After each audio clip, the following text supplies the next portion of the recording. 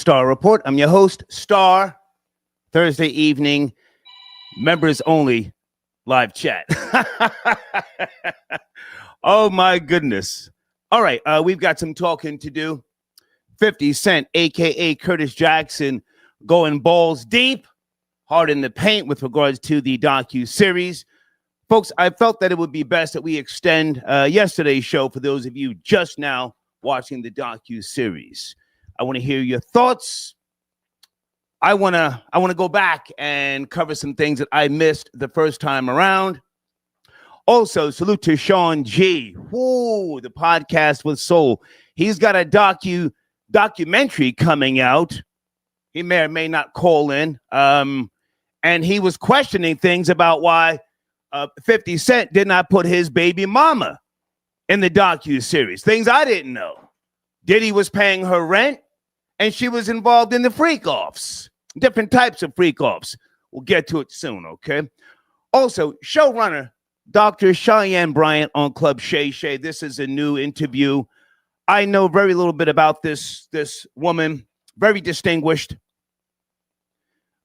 She's highly educated. I like educated women, but I don't know her full background, shall we say. I've got her bio, but I want to talk to you guys.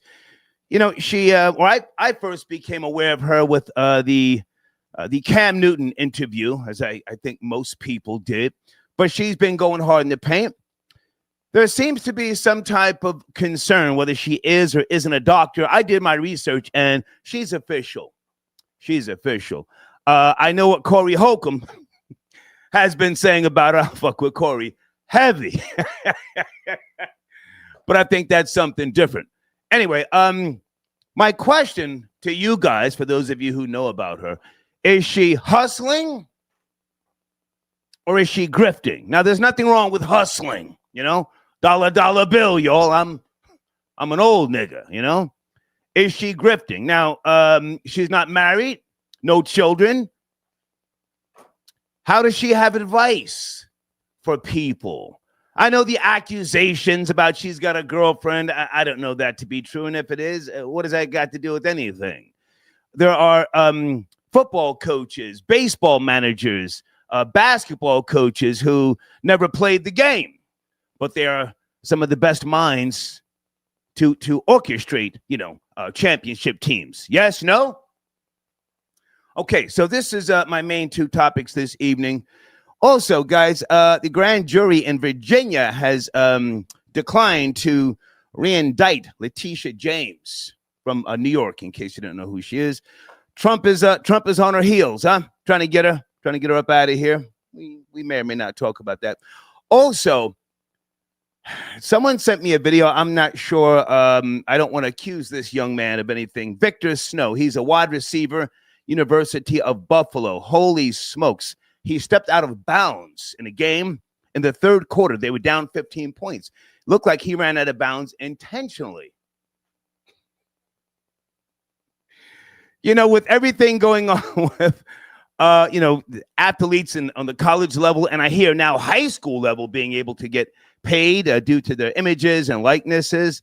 Are we looking at a different type of sports? Not necessarily rigged, but doing things within the best interest of the athlete itself, okay?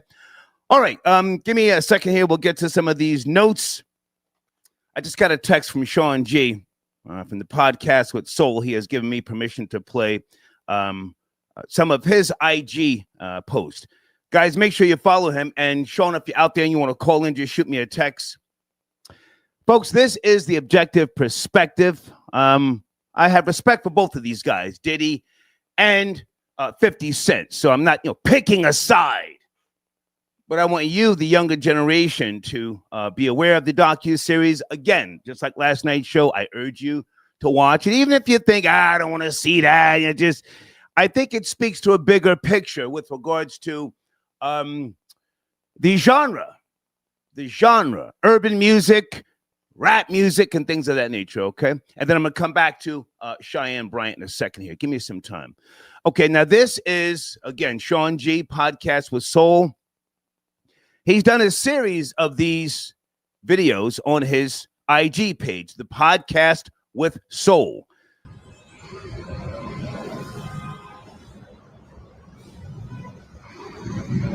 Hey, yo, Curtis. Another thing that came out at the trial after Puffy stole your girl from you, she moved from the East Coast to Los Angeles. And she moved within a half an hour away from Puffy's crib. Puffy paid $6,000 for the moving truck. And then Puffy made a verbal agreement, words out his mouth, called a love contract. He asked her, I'm gonna give you an allowance. How much do you want? She said $15,000 a month. Puff said no. Puff said never that. Puff said never 15,000. I'll give you 10,000 a month. Your girl said bet. She took the 10 grand and went and rented a house with the whole 10 grand with your son in it. She had to pay first month rent, second month rent, last month rent, and security deposit. $40,000. Puffy sent it to her. Puffy gave it to her. Yes, he did. Yes, he did. That was in the testimony at the trial when Puffy beat the feds in the Southern District of New York in New York City. After she got in the crib, she called Puff back. She said, baby, I need money for furniture. Puffy sent her another 25 grand. Yes, he did. Yes, he did. He wired it to her. And on the stand, she said, you didn't contribute nothing to her move, and your son was with her. Free Puff. Free Puff. Free Puff. You understand? See, all this came out in the testimony. Is this in the documentary? Did Netflix put this part in the documentary? I was in the courtroom, 24th floor, in courtroom observer. My documentary is being produced right now. The cross-examination by Sean G. It don't never stop. Curtis, live from New York. Peace. Okay. All right, that's Sean G, the podcast with Soul. He may or may not call in. He and I think that's him right there. Hold on a second. He and I have been texting. He's from Jersey, in case you don't know. Let me get this off the screen. I got a comment here, and then we will get things rolling and cracking and shaking. Hey, Sean G, is that you on a Thursday night? Yo, Star, what's up, baby? Hey, the podcast with Soul. Good to hear from you, man. Man, likewise, man. I'm glad to see you. You doing better, man. Thank I was you. pulling for you. Thank you. I know you're welcome. You tapped in with me when I had pneumonia. So look, man. Of course, ain't no question. I follow you on Instagram, not just because you're from Jersey like myself, but you've been right. Yeah, you've been putting out some great content. You were at the trial. Can you just give us some backstory? I mean, I like both of these guys, Diddy and 50, so I'm not taking a side, but you were there and you've been putting out some, again, content with details, and you're kind of going at 50, yes? I went to the trial to hear the bullshit, like what you say, to hear the nonsense. I wanted to hear. I believe that Puff was gay. I believe that he messed with minors. I believe a lot of this stuff based on what 50 Cent has said in the past and what everybody has said. So I went to the trial to hear that, and I was going to report it on my show and make money off the nonsense. Right. But each day that I went, it never came out on the record. It never came out in the testimony. None of the witnesses, all of the witnesses under cross-examination were caught up in perjury. And it just came out that what they said about Puff was not true, man. And I made it my business, Star, to report exactly what I heard in the courtroom, to the point that none of the reporters, bloggers, YouTubers, nobody even wanted to speak to me, man. They didn't even talk to me because it was a foregone conclusion amongst everybody that Puff was guilty, man. And the fact that I was reporting it 6 o'clock straight up and down, right, people was looking at me like I was crazy, man. Yeah. So again, you've how many shorts have you put out on Instagram with regards to your upcoming documentary? And do you have a name, a title of it, and when it's gonna drop? My documentary is going to be called The Cross-Examination by Sean G, the Puffy trial. I've already shot the content, 3 hours and 23 minutes.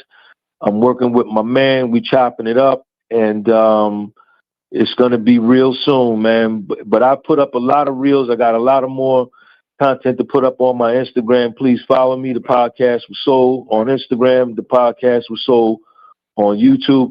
And I'm just, you know, this man went to trial, beat the feds at trial, got convicted on the lesser counts of Mann Act, which he should have never been charged with, got over sentenced to 50 months, right? Never got bond. So never got bail. Yeah. And my man is doing his time. He down at Fort Dix, standing tall like a man. And then you gonna come out with a documentary to like saying to negate everything that this man just stood for. And I just, you know, and this man's got daughters, man. And I'm just not gonna stand by and let you do this to this man, man. That's I'm not gonna let it go. Especially when I know the real facts, when I was in the courtroom every day on the 24th floor and the overflow.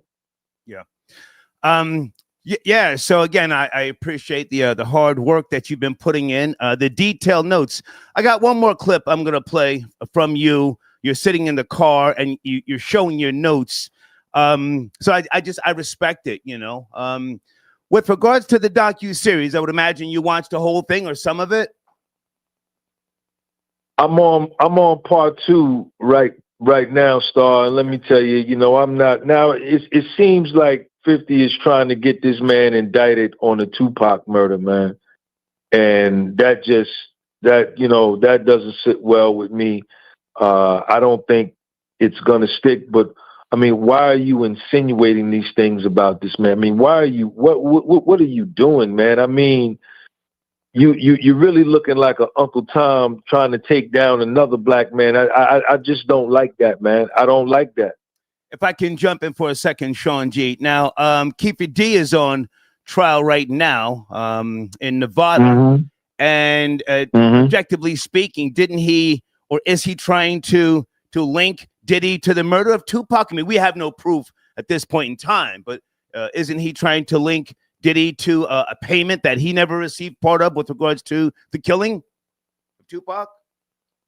Well, allegedly, from what I'm hearing and what I've heard over the last 2 years of Keefe D going on these different platforms and talking about the details of what went down that night, I think he is at this point, but he's trying to save himself from a life sentence, right? So now, Star, what was real apparent to me and what was real evident to me, and I'm a Tupac fan.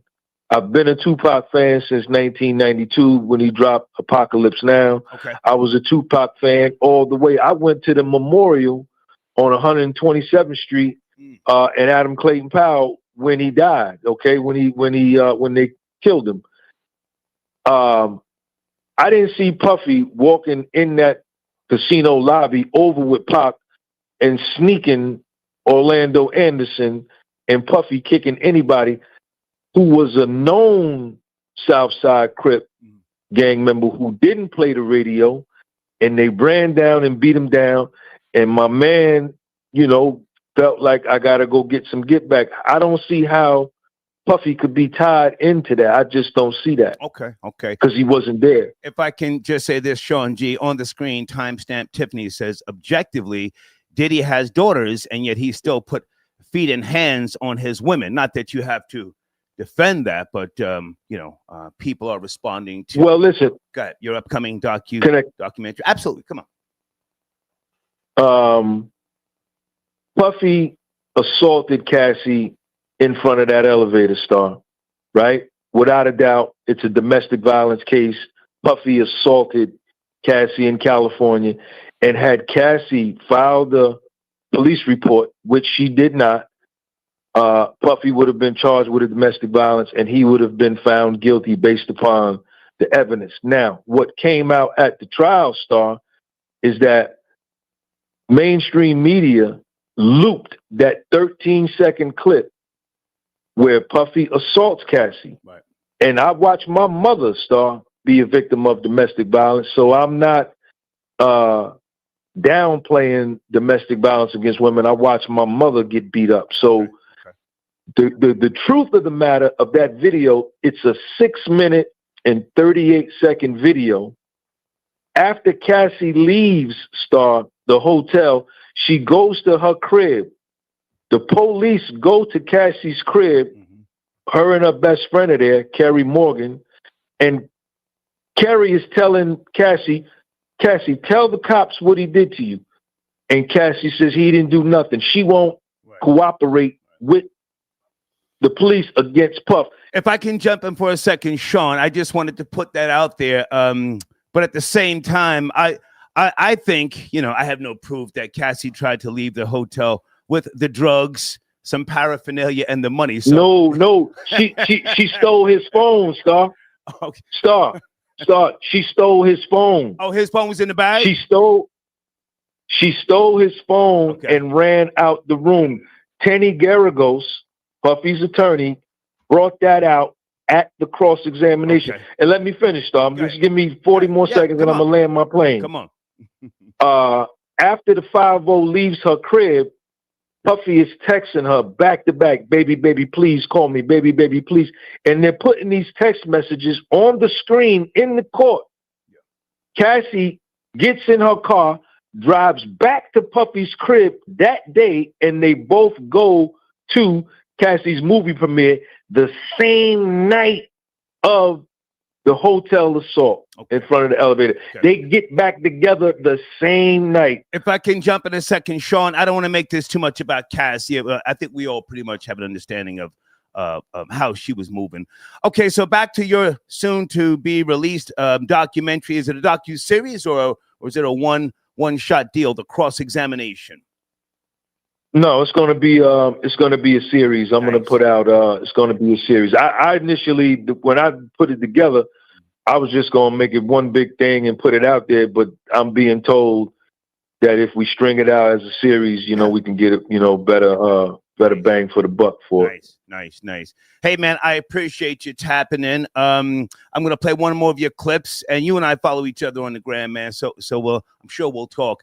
One more question. Do you have any work history with 50 Cent? Any tension, or you guys know each other, or is this strictly you being a journalist and being objective?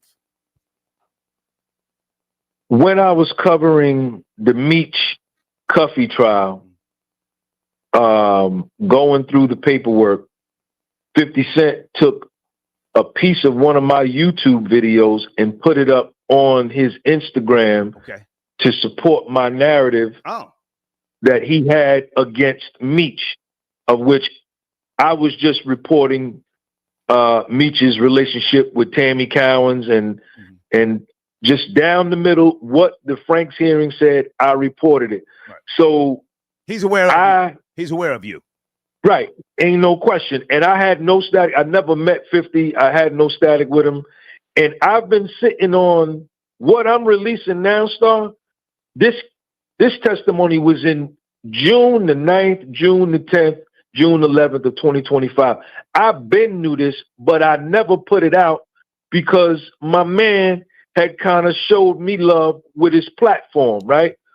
But what pushed me over the top was when Puffy took these people to trial, 10 lawyers, beat the feds at trial in New York City, the most high-profile trial ever, and then he's doing his time, and then you gonna come back out and just try to just destroy this. I said, man, I can't let, I can't just sit by and let it go down like that. Okay. Sean G, good to talk to you, man. Folks, make sure you check out the podcast with Soul on YouTube and Instagram. Salute, homie. We'll talk soon. Hey, Star, man, I've been following you since Hot 97, baby. Salute. Appreciate you, man. Yes, sir. Thank you. Peace. Okay. All right. All right. Sean G tapping in. Okay, so we've got a setup here with regards to these topics. Guys, thank you for your comments. Everybody's not buying the free Diddy narrative, and I think that's a good thing. I see a couple of people getting at Sean G. Okay, well, hey, you're members. You spend Skrilla. Guys, sit tight in the phone queue. I do want to let me get this Dr. Cheyenne Bryant video ready. I'm not sure if I can play this without getting a copyright strike, but because the live chat is catering towards members, I'll deal with the copyright matter if I have to, okay? As a matter of fact, let me see if this is who I think it is before I get to the video. Hey there, area code 440. Good evening. Are you there on a Thursday? 440. Yes, no, maybe? Okay, somebody's on, not picking up the line. Area code 231. Good evening. Are you there? 231. What's going on, Star? Hey, I'm here. How are you, sir? How are you? Star, I don't know why everybody trying to focus on 50 Cent. Like, why the focus is the things Puff Daddy has done throughout the 30 years he's been in the showbiz. They trying to focus on why 50 Cent. He should do this. I hate to reiterate. I called you yesterday and reiterated this. This was needed. But like, the thing about it is, I hope the more serious stuff comes out. I hope that, because Puff been a snake. It seems like he's been a snake all his life. There's so much, because Gene Deal talked about it.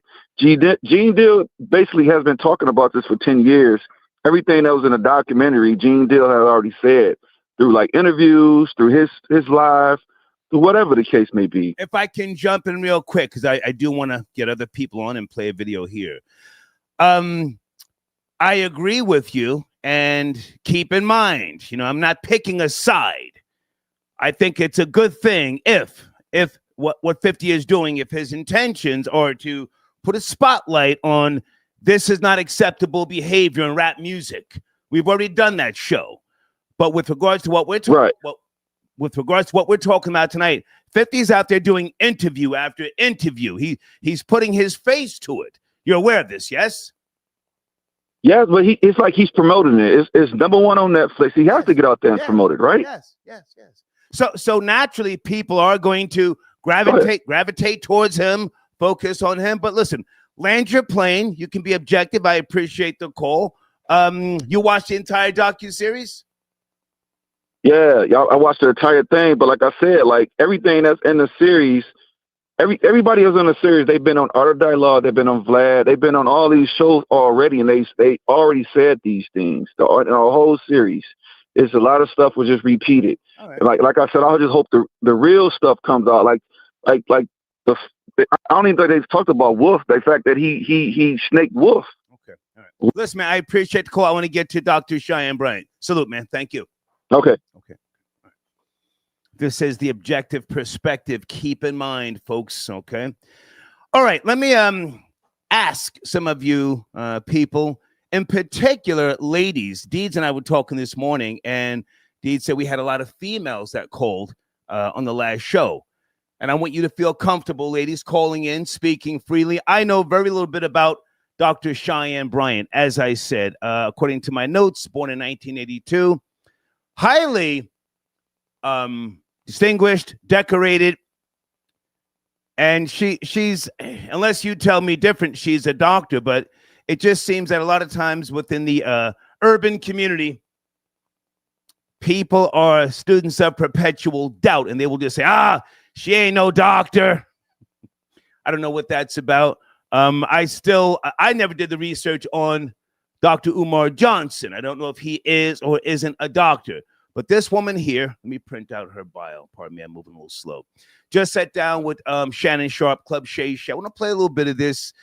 I haven't watched Club Shay Shay in quite some time, but I did watch at least an hour of this particular interview. And let me just say this, aside from what Shannon Sharp has gone through, I still like the fact that he lets people talk. He lets them talk. Whether you like him or not, he lets people talk. So let's get to it. And ladies, I would appreciate if you find the time to call in. Tell us what this woman is doing. Is she hustling? Is she grifting? Here we go. Because she had a relationship with Rich the Kid, who's engaged, and he's saved her under Pizza Hut in his phone. I don't know what that means. Now, Pizza Hut used to have, this is before your time, but Pizza Hut used to have buffets. They have all the pizzas up there, and you just go get a slice of pepperoni, you know, whatever, mushroom, you get ground beef, all that, anchovies. Just, I don't know what that means. How did the fiance find out that she was Pizza Hut? Do we know that? Don't start me the line. Okay. I'm just trying to figure out what is it about women and married men? Because normally married men, like, oh, she married? I don't want to, because men are different. Hold on, just a second. A man, he might not even want his wife, he might not be as interested as he was once before. But the moment another man show interest, you will have a problem, Doc. But women, what is it about women that are attracted to married men? Because I just saw the study, they say women are more attracted to married men. Okay. Another two-part question. Yeah. See, you're not messy, but you're crafty. First of all, men love married women as well. Do they? We're not going to let men off the hook. A man will love to listen. A man will love to say, how you doing? Oh, I'm good. Can I get your number? I'm married. Oh, that's fine. It's all good. You can't have friends? It's all good. You can't have friends. So we're not going to make this a one gender thing. Men and women both How about me? Will cross that boundary and disrespect the sanctity of marriage equally. You think so? The difference is the man who was saying, I don't care if you're married, is clearly, boldly saying, I just want to sleep with you. Okay. The woman who was saying, I like you because you married, she's saying at some point, I want her position. And women are usually attracted to the married men who are good men to their wives. Not faithful men, just good men through their transactions, not from their heart, because they're not committed. Commitment is a heart thing. That's a spirit thing. So transactionally, I see that you do the things cars, that I like. You got furs, you got diamonds, y'all go on trips. Let me jump in right here for a second. I'm not going to call her a grifter. I would assume she's hustling, but what's wrong with that? Did she pick up traction or, find her lane when Kevin Samuels passed away? Well, so did Just Pearly. Yes? No? Hang on a second. Big Elvis, the chef. Good to see you, sir. Elvis, I took the time. Hopefully everything is spelled right. Hold on a second. I got to promote this man. He is very appreciated. Premium Black News. Pow, is everything spelled right? Elvis on the screen. YouTube.com/@ Premium Black News. Okay. Let's get back to this. And ladies, I really would like to hear from you. Is she a grifter? Because she's not married and has no kids, can she give good advice? So if you do that for her, maybe that's, I'll be the starting quarterback one day. And y'all do it for her. Let me go further. Y'all do more for her than you do for the wife. Way more for her. I have clients who have the password to their married man's phone that the wife don't have the password to. What? She thinks that's a flex. You have the number because you know that he's married. So there's other women. That's not a flex. She don't have the password because if she finds out, guess what? He got something to lose with her. He ain't got shit to lose with you, sis, because you the side chick. And it's very rare that y'all leave the wife for who? Side chick. Very rare.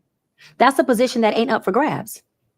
Because even if he ain't attracted to her, the fact that he's even cheating on the wife is what makes him feel indebted to her. Side chicks are stupid to think it's the other way. I'm already cheating on her. I've already cheated on her multiple times because that's not his first time doing it. She has my kids. At least we have family over here. On the screen, giving extra attention to the members. Who is that? This is literal donkey shit.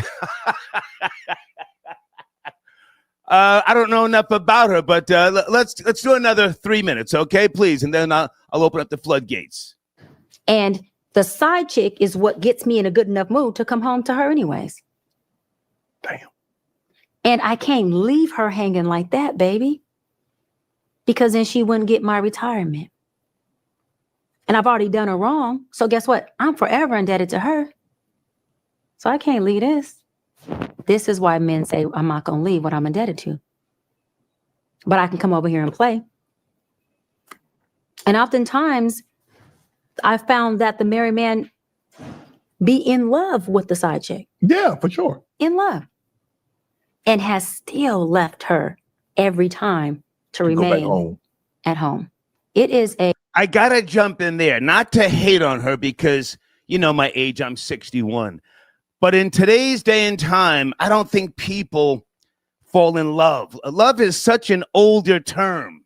Yes, no?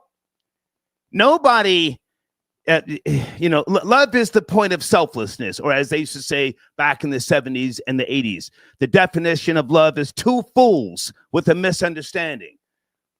But I don't know if what she's saying is resonating with the younger generation. Sit tight in the queue. I see you guys. Hold on. A very dead end situation when a woman is attempting to take a position that ain't even up for grabs. They're just not up for grabs. It's not. Damn. You are this man's pacifier, and you are what this man needs to survive his marriage. You are not his promised land whatsoever. And so those kind of women are women who are extremely broken. They have parental issues. They are definitely lost in the sauce. And there is no self-love or self-value or self-worth there whatsoever. You cannot value yourself and see yourself in the position of 2 or 3. Because if he got kids, that means you 3. You can't be 1 or 2, the wife and Where kids. kids come from. Okay. You're number 3. So you have so much self-worth that you want to be number 3 for a trip to Bali. When women Bali nowadays, nice, though. women nowadays are making so much money on their own, Shannon, What? that we can take ourselves to Bali. Hold on. You can take, hold on. A married man can take a side chick to Bali? How he? Okay, I'm going to stop it right there. We may or may not come back to it. Dr. Cheyenne Bryant on Club Shay Shay. I think she's connecting to women, more in particular, Black women who need hope. Yes, no, maybe? Let's go to the phone lines here. Area code 272. Good evening. Please watch the language. 2 topics on the table. What's going on, Star? This is Qua. My nigga Kuala with the T. Good to hear from you, man. Where do you want to start? Man, let's start with the 50 thing. Come on. Now, all jokes, like when I watched the Netflix, it's some good parts in it, and then you got your messed up parts in it, right? The problem I have with the whole thing with 50 is you going after this man for whatever reason, you don't get along, you hate, you know what I'm saying, you don't like him, whatever the reason is, nobody knows, right? And you felt that you wanted to put this documentary out there, you want to destroy him, right? And everybody feels some type of way. But there's a part that people not listening to and paying attention. How did 50 get the tapes? And if you ask me, and I'm a conspiracy guy, I think the feds gave some of them tapes up. Okay. Because think about this. Remember when they raided his home, they took all these tapes, right? Now, Diddy lawyer saying, hey, these are his private tapes, blah, this and that. How did 50 get those tapes if the feds had all the tapes? Hang on a second, Kuala. The footage that you're talking about, I think, correct me if I'm wrong, is from the hotel. It wasn't during the time when the house was raided, Star Island in Florida. But you may be right. Maybe the feds, when they went to arrest him or went to his hotel room and they found the pink bags with whatever that was, they got the access to the footage. Is 50 fed? Voila. Oh, he definitely down with them. He definitely down with them because you got to understand if you read the press that Diddy lawyers put out, right? If you read that press, right, they're telling the world, right? If you read it clearly, that we did not subscribe or give authorization for these to be put out to the world, right? So if they didn't get authorization for that stuff to put out to the world, how did he get a hold of that? The only ones would have had a hold of that is the feds, because the feds took all the tapes, right? Hang on a second, Kuala. What I don't want to do is try to present, a side that says Diddy's totally innocent. I'm not doing that. So let's look at what we have now. The docuseries is out. We know that, or we assume, a lot of the motivation was from 50 Cent with regards to his baby mama being slutted out. I believe that. Slutted out by Diddy. But here's my question. Is it a good thing? Is it a good thing that 50 put out this docuseries? Is this a positive for the genre, the diaspora of rap music? That's the question. I could say it goes both ways, right? You're going to have the ones that's going to hate Diddy and think Diddy is a piece of shit, right? And then you're going to have the other ones, the minute he come home, they're going to be at them Diddy parties and stuff like that. So it could go both ways. I need you to make a choice. Kuala, come on, you're a knowledgeable man. All right, I'm going to keep it real. I think it's not going to hurt him. It's not going to hurt him. Okay. It's not going to hurt him. I think people are still going to be around him. I think people are still going to go to parties and Diddy had parties. If anything, it's going to hurt 50 more, where people going to step away from him. Yeah. Okay. Hey, man, great to hear from you. Do you have any knowledge with regards to Dr. Cheyenne Bryant? Dr. Cheyenne Bryant. Yo, you know what, man? She be trying to be the savior and trying to tell the whole, listen, I listen to a lot of her stuff that different podcasts that she go on, right? Okay. But there's a part about her that I don't trust. Because when Paul Pierce said, I know you, I know everything about you, right? And when he said that to her and the way she turned her head and felt some type of way is, and then she said she had a man, right? But she left the relationship, right? But then when you go on Shannon Sharp's show, you tell a different story. That was your fiance. I haven't watched the entire interview, but is she a fraud? Is she a grifter? Is she a hustler? I think she's a fraud. I think she's a fraud and looking for attention. Okay. I got to take other calls, man. Salute. Okay.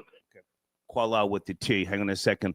Lord Hybrid, I got your donation, sir. Thank you so much. These old childless ones be angry because they don't have kids or grandkids to focus on. Hold on a second. Ones like Dr. Bryant and Joy Taylor, nothing good ever comes out of their mouths.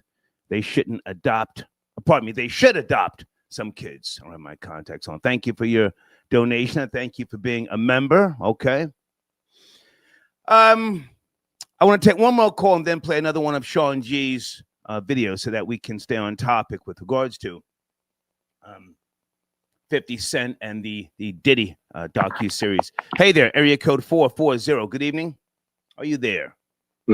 Здравствуйте, старик. Как дела? Boris, how are you, man? Good to hear from you. Mr. Star, what is your name spelled backwards? Rats. Rats. Don't ever forget it. May I rat this evening? Please. I would like to tell you that I have contacted Dr. Cheyenne Bryant, if you want to call her Dr. Cheyenne. Okay. She's a complete fraud. I approached her. Oh, this is hearsay. Let me just say this early. This is hearsay. I can back it up. I can send it to you right now. No. Please don't, because if she gets at you legally, I don't want anything sent to me. I don't want to get subpoenaed. Go ahead. Okay. All I'll say to you, Mr. Star, is that the girly persona that she is trying to portray, this feminine, like she's nothing like that. She approached me. She cussed me out. She called me a B-word. You ninja this, ninja that, because she knew that she cannot obtain me. My whole goal was to fly her out.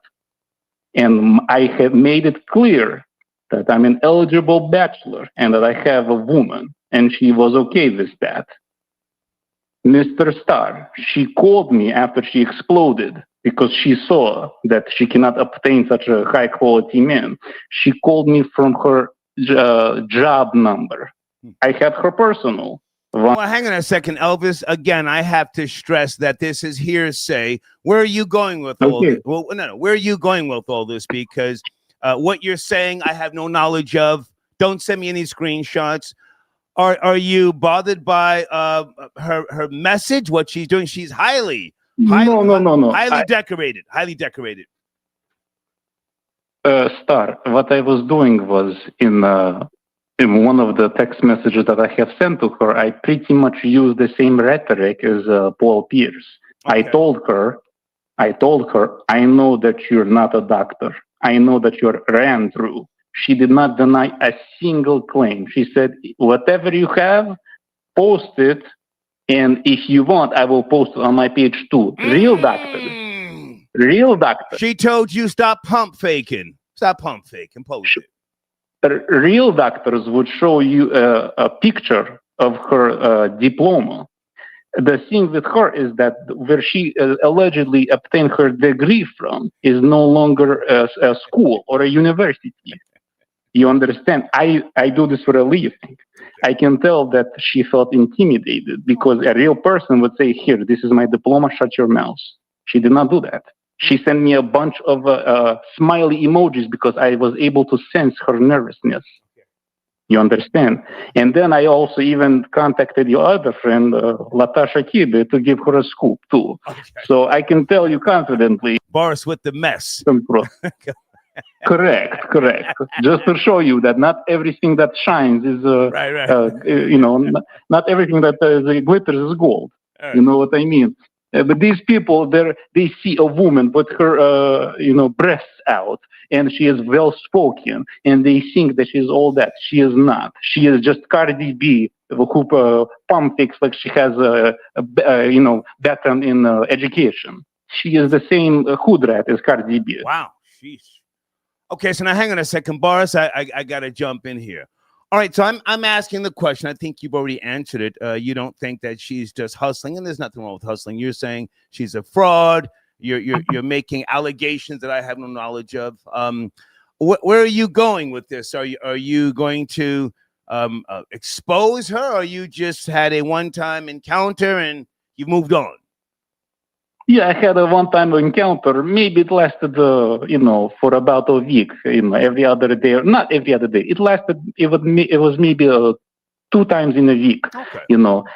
And I know that she's not worth it. I just wanted to. There was something about her that was so smug when she was conversing with Cam Newton. She was trying to belittle him, to say that he is beneath her. She did. In a way. She played. Meanwhile, she was begging for 50 to come rescue her. She has a crush on 50 Cent, and I do not like it. I'm not saying Cam Newton is Isaac Newton. He is not a genius by a stretch. Okay. You know what I mean? But don't carry yourself like you're better, because then you're going to have somebody like me.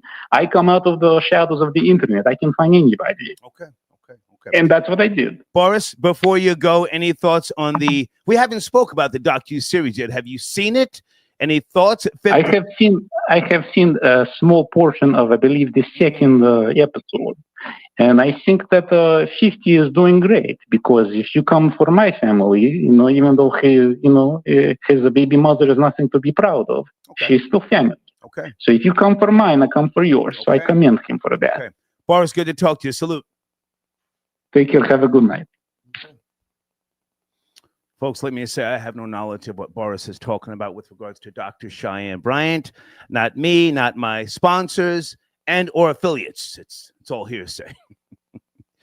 Hey, Truth Seeker, 3881. Thank you for your super sticker, young lady. Anybody else want to call in with regards to Dr. Cheyenne Bryant? I might play another clip, because she takes shots sort of at a couple of celebrities. I think that's what she does. That's what she's known for. Well, not shots. Pardon me. She gives advice. Okay. Sit tight. 1 or 2 more calls, and then I want to play another video here. Area code 413. Good evening. Please watch the language. Are you there? 413. Yo, Star, what's popping? It's Panna. How are you, man? What's cracking? I'm good, man. I'm chilling like Matt Dillon on penicillin. Okay. Yeah, I saw the documentary. I didn't like rush to watch it like I normally do. If it was like really good, like binge watch it all 4 episodes at once. I saw it like in a matter of like 2 to 3 days, and I just thought, to me, I mean, it was well put together as far as just the way it chronologically went from the beginning to the end. But as far as just like the whole premise behind it, as far as like, I mean, this is all based on Diddy taking 50's girl from him. So this is about a broad at the end of the day. So who's the real simp? I mean, it's business. I know it's business. Business is business. Okay.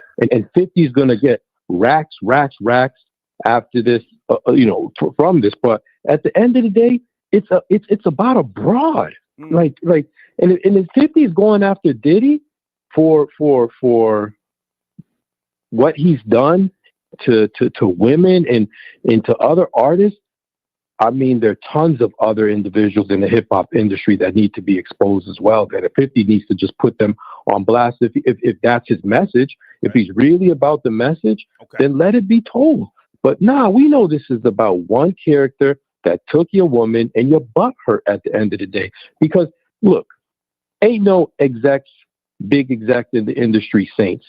These artists know what they're essentially signed up for. And Diddy was no saint. We know that. But all this stuff, again, on the documentary, we knew about already. I mean, the only dude that I felt was credible throughout the whole thing was that dude with the dreads. Not the dude that lived with him in the bottom of the apartment, but Mark Burrows, I think his name was, the dude at the end that got fired, that owned 25%. Kurt Burrows. Yes. Kurt Burrows. Can I jump in a second, Panna? Someone left a really good comment, on the screen. Sure. Guys, I don't have my contacts in, so bear with me with these comments on the screen. Eye to Eye Focused says it's really not about a girl. This is over Tupac and Biggie mostly. Do you think it's fair to say that hip hop needed this docuseries? Rap music needed this to close a door of demonic behavior, long overdue, murder, old ass idiots like Keefe D and a host of others. Suge Knight, an idiot. Is this docuseries not needed to close a chapter and maybe something new, maybe something different, maybe something positive? I don't know. Is the docuseries needed, Panna? Nah, it wasn't needed. It really wasn't. Because, look, yeah, we have an idea. No, I don't think you understand what I'm saying. Not that you have to see things my way. I'm saying to bring about some type of change. I think you would agree that the genre, if you will, the one-time culture, it's bullshit now. So you may know the history, everybody else, but do we need something to close that chapter? That's what I'm asking, if you understand. I get what you're saying. I don't think this docuseries was needed for that purpose. I think there needs to be something a little bit more detailed about other individuals in the industry other than Diddy. If we really want to close that chapter, we can't only focus on Diddy if that's what we're trying to do. Diddy is not the center of all of this madness that happened throughout the 90s and early 2000s. I mean, there are other record execs, there are other artists that played a major part in all of this foolishness. So you can't center it on Diddy. And to just double down on what another caller said, yeah, I think when Diddy comes out, it's going to look bad for 50. It's not essentially gonna. It's looking good for him now, but at the end of the day, in 3 years from now, when Diddy gets released, he's going to be back on top again. You know, he's going to have a welcoming far better than what Max B has just received. So we all just need to wait and see. But nah, this documentary was goofy. Right. To me, it was. Panna, I got to take other calls, man. Salute. Good to talk to you. Peace. Panna tapping in. Okay, it always leads back to our broad age. Okay, hang on. Time stamp Tiffany. That's a good comment. It always leads back to abroad. East Coast, West Coast had origins over smashing broads. Well, you know, hundreds, thousands of years ago, nations went to war over bitches. You know, guys, sit tight in the queue. I gotta play this one video. I don't know what the hell I watched. University at Buffalo, wide receiver Victor Snow stepped out of bounds in the third quarter. The team was down by 15 points. I'm not accusing this young man of anything, but I said, whoa, what happened here? And I forget the name of the guy who called in. The Most High and I were talking to him on the line together, and he focuses on sports being rigged. Anybody remember that guy's name? Let me play this and tell me what you think. This is a little crazy. He steps out of bounds. Pay attention. Catch, and you're not going to catch this guy, but he stepped out of bounds. No, when it looked like he was in the clear, stepped out of bounds. Did you see that? Let me play it again.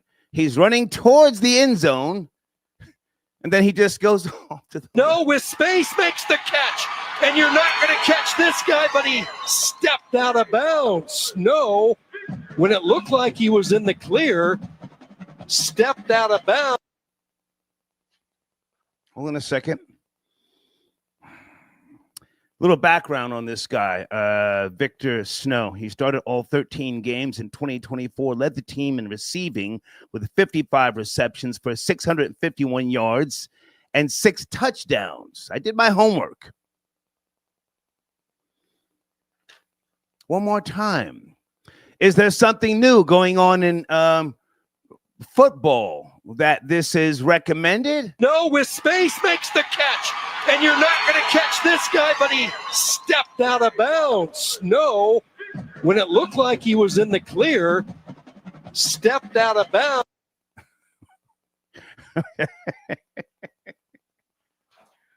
Oh, my God. Guys, on the screen, I'm not sure if Sunday's in the live chat, youtube.com/@HotSunday. @HotSunday. Let's go back to the phone lines here. Area code 516. Good evening. Please watch the language. 2 topics this evening. 516. Yes. Hi, Star. Hey. Yes. So, hey, I'd like to bounce this around with you. Please. I've been doing some research, and Diddy went to that all-boy Catholic school, and the research that I've been doing tells me that a Catholic priest and a Marist brother were accused of sexual assault in between 85 and 86, and Diddy graduated in 1987. I have always believed that because he was an altar boy, that could have been perhaps his first bad experience. I don't know what we can and cannot say over YouTube, but I think you get the gist of what I'm saying. And this is just a theory of mine. I think it's highly possible. And I'd like to hurt people. Is that where you're going? Yeah. Yes. And I'd like to know. Can I jump in? Your opinion. Do you? Can I jump in? Okay, go ahead. I appreciate you calling and bringing this to the attention of my viewers and listeners. Janet already did this research months ago. Oh, she went hard in the paint and she spoke about it. Colleen as well. Colleen, who's an educator up in the Bronx. They both combed through this. So I'm not saying you're off in your research, but even if that is true, here we are now. The docuseries is out. Sean Diddy Combs is in jail. Is it a good thing that he's locked up? To hell with me. Yeah. To hell with me liking him. I got a platinum plaque in the next room. To hell with all that. Is this a good thing that his black ass is locked up? And is this going to close a door on behavior that needs to be disregarded in the Black diaspora? This is a great thing that he's locked up, but unfortunately, it's not going to close a chapter, because what, dear God, is the music industry going to do if it comes out that this guy is really, truly responsible for the murder of Tupac and Biggie? Then that's another thing that we have to deal with. It's just God awful to think about. Okay. So, yeah, I just don't think with this guy, I think the chapters are never going to be closed. I mean, you say that Suge Knight is an idiot. I'm on the fence with that, because he is everything we thought Suge Knight was.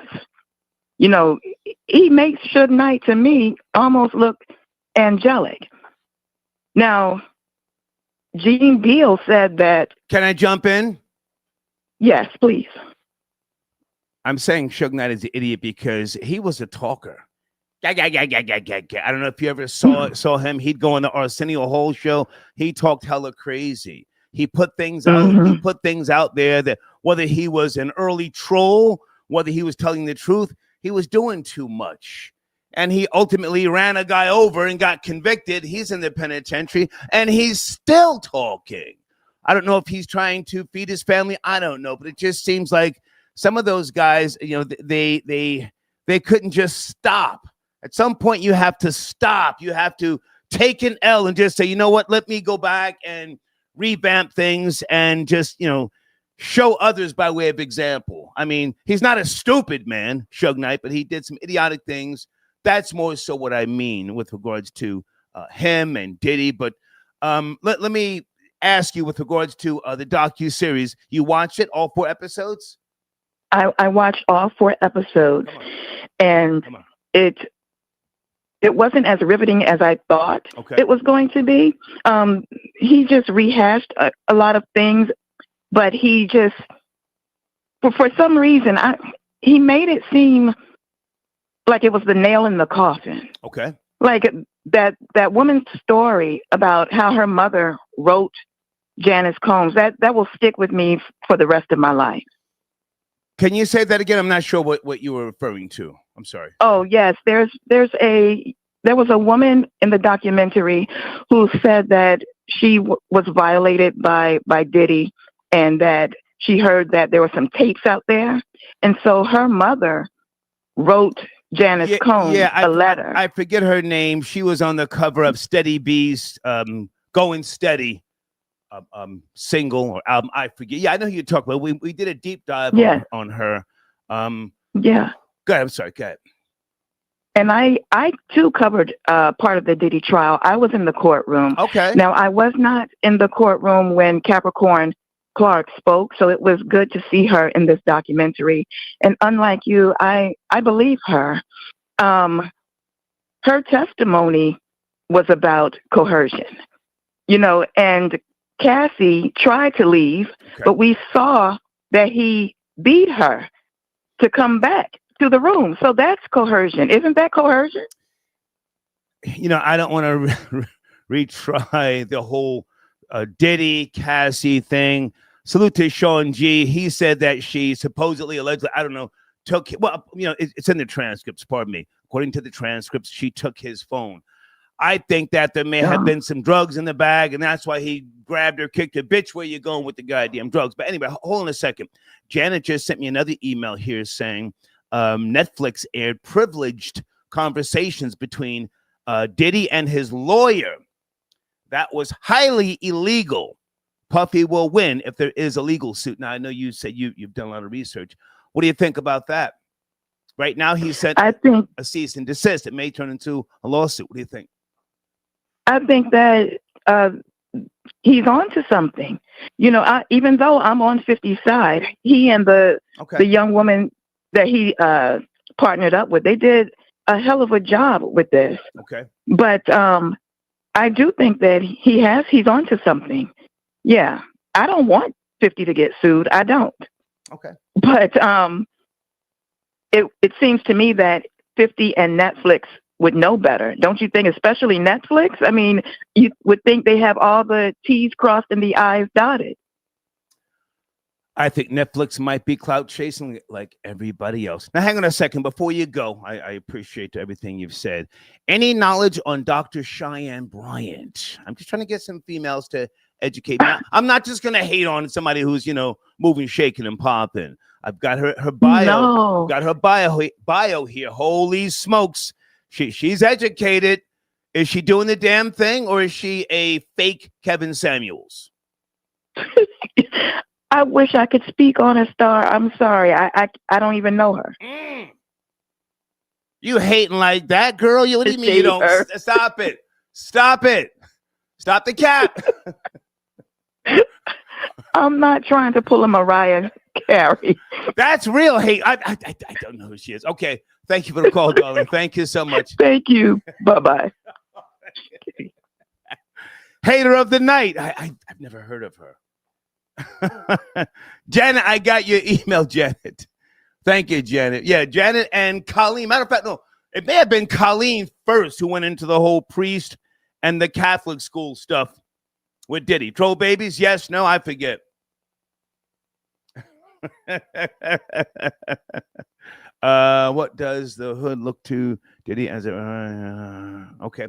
Hey, IB Dreams, thank you for becoming a member. Give me a second, guys. I want to read something here. I don't have my contacts in, but Dr. Cheyenne Bryant attended Cal State University of North Ridge. Okay. She obtained a double degree in psychology at Pan-African Studies. Master's program, University of Phoenix. Proactive. Very, very distinguished. Sits on many community boards. Okay. University of West Los Angeles Law School. NAACP Square Award, Woman of the Year. She's in cahoots with Karen Bass. You know who that is, Los Angeles. First Civil Rights Unity March in partnership with LAPD. Isn't she from Compton? I didn't see. Born and raised out there in Compton. Yes? No? Somebody's got to know who she is. Come on, stop it. Area code 857. Good evening. We're talking about the docuseries again. Are you up to speed? 857. Hello? Good evening. Yeah, hello? Hey. Hey, Star, how you doing?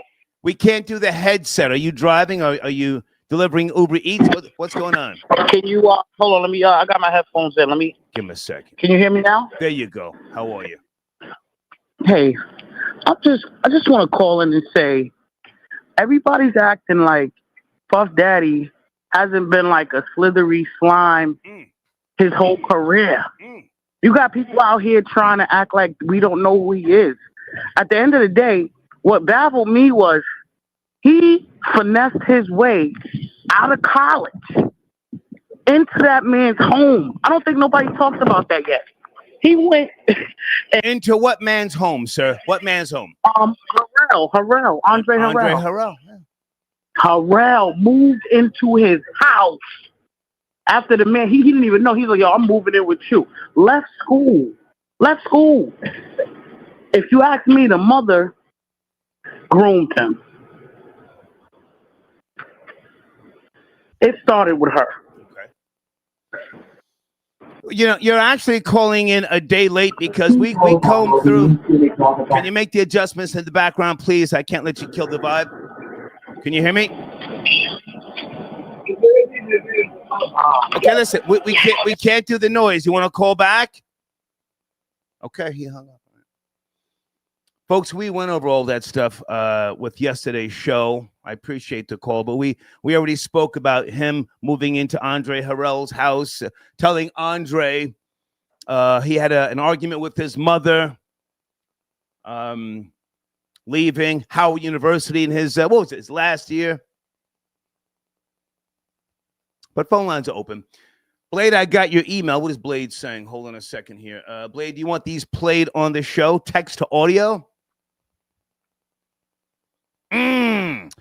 Stars Italian relatives probably threatened that poor football player. I know nothing about that guy. It's pretty strange. Area code 251. Good evening. Please watch the language. Are you there? 251. Yes, sir. Hey. Yeah, can you hear me? I can hear you. Who's this? Oh, this Kevin Smith from Hey, what's up, man? Mobile, Alabama. Good to hear from you, sir. Hey, how you doing? Good. Yeah, I just want to. I don't know if anybody ever mentioned this yet, but 50 Cent is a buster and a coon. He always attacking black people. You never see him attack white people. I seen him get attacked by this white boy on YouTube. The boy taught him everything in the book, and he showed up to the boy's house. They was dancing together. Had there been a black boy, he'd have burnt the boy's house down. He always sticking his foot in a black person behind. You never seen him do it to a white person. He attacked Vivica Fox for so many years, but he never said nothing about Chelsea Handler. And they got just said a clown. Just look at his whole career. He always attacking black people. Look what he did to Big Meech and Lil Meech. That was really unnecessary. So I can't respect him, even though he's doing a good work with what he's doing with Puffy, because Puffy is not a good person either. But I just want to know anybody that knows that 50 Cent is a buster and a coon. Can I jump in? You spoke facts. Chelsea Handler, I think that's how you say her name. I forget. Yeah. She had some words for him. Not so flattering, and he didn't clap back at her. And I said, "Wow, okay, I guess he doesn't really want that smoke with her." But you're right; he's been going after Vivica Fox, Ja Rule. I mean, I don't think that's ever going to stop. Okay, so now within all of that, the docuseries. Do you think that? I'm sorry. Did you see it? Did you see the docuseries? No, but I watched a lot of snippets. I don't need to see that. We know Puffy is bad. Okay. We know he's a bad person, and we know why 50 Cent mad because Puffy clapped his baby mama. And I don't blame him for that, but golly, let's go make another baby. You a rich man. Go get another tenderoni. But okay. I think what make him mad is that he kissed that woman in the mouth. And then Puffy sent him a picture with something else. Easy. I know where you're going to. Take it easy. I'm not using profanity. I'm not using profanity. I believe Puffy. Leave the kids out of it, please. Leave the kids out. I kind of know where you're going. Okay, so you're not. No, I ain't talking about the kids. Okay. Go ahead. Finish. Yeah, I'm sorry. Go ahead. And also, and I don't know, are you familiar with this actress named Helen Mirren? This is a lady. She played a lot of spy movies. A British actress. Yes. And he was flirting with that woman. Mm-hmm. He flirted with that woman. That woman. She told him to go sit down somewhere. Mm-hmm. And he didn't attack her either. Mm-hmm. I just want y'all just to know that 50 Cent is a coon, and I want that's never been brought up in his whole history. So, to his credit, he took some shots at Madonna on social media, but she clapped back. Did you see that? Madonna's with the shits.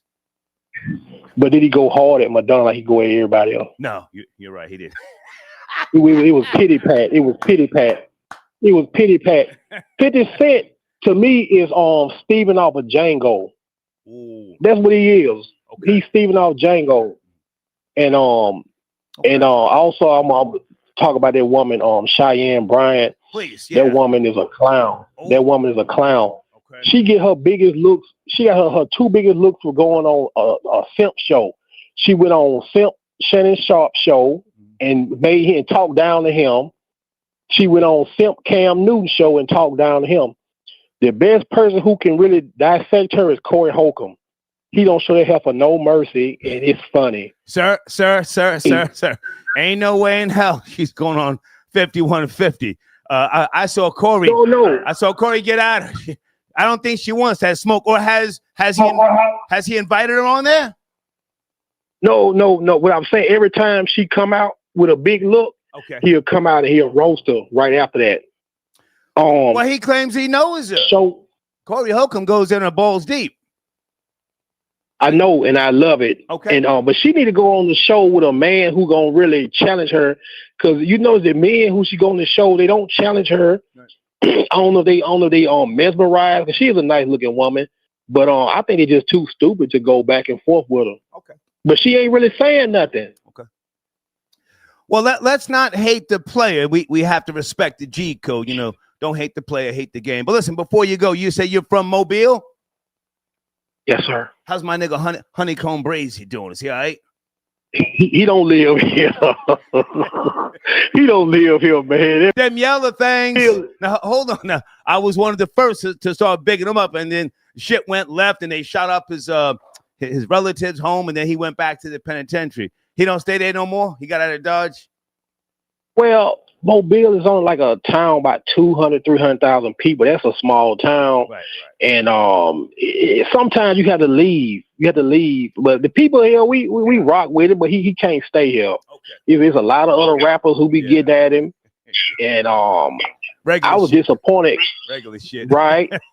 And I hate it because he got a cousin who rap. Is a female. She's a cute little girl. Mm-hmm. And I hate that her career probably won't go nowhere because of all this stuff he done. Yeah. Hey, man, I appreciate the call. Salute. Appreciate you. Yes, sir. All right, you have a good one now. Thank you. Okay. You tapping in from Mobile. Honeycomb Brazy. Oh, that was my nigga when he came out of Mobile, huh? Blade, I got your donation.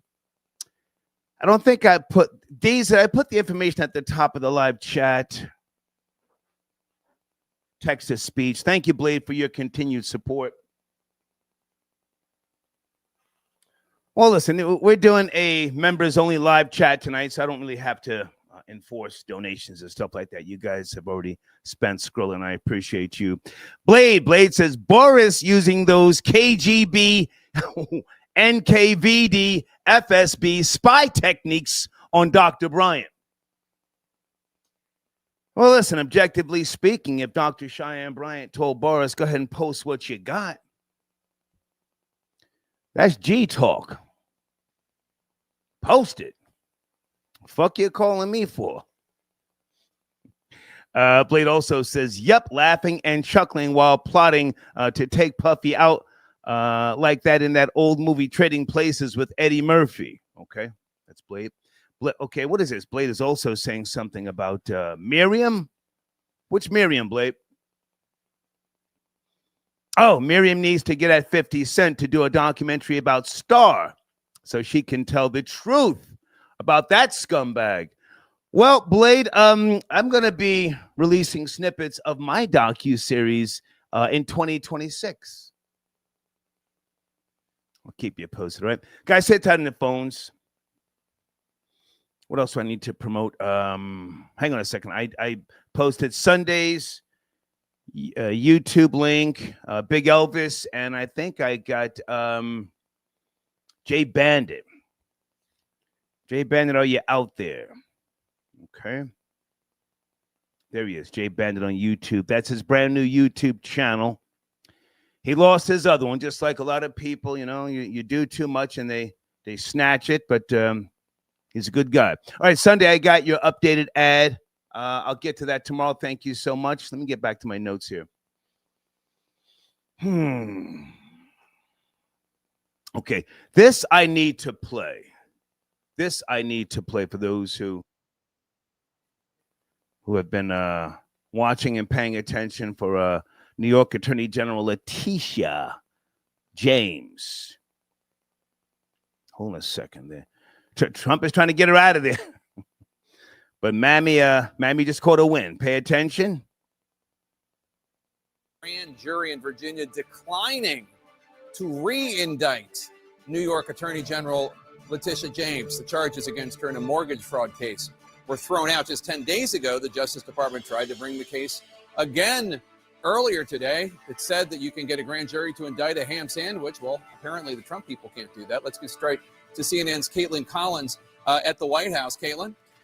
Yeah, Jake, my colleague Caitlin Pullins and I are hearing that today a grand jury declined to re-indict Letitia James on those mortgage fraud charges that the Justice Department has been seeking against her. And as you noted, in a case that was thrown out against her about 10 days ago, they made clear when that happened that they were going to try this again. But today, Jake, they have failed and did not secure a new indictment against the New York Attorney General, despite their best efforts today.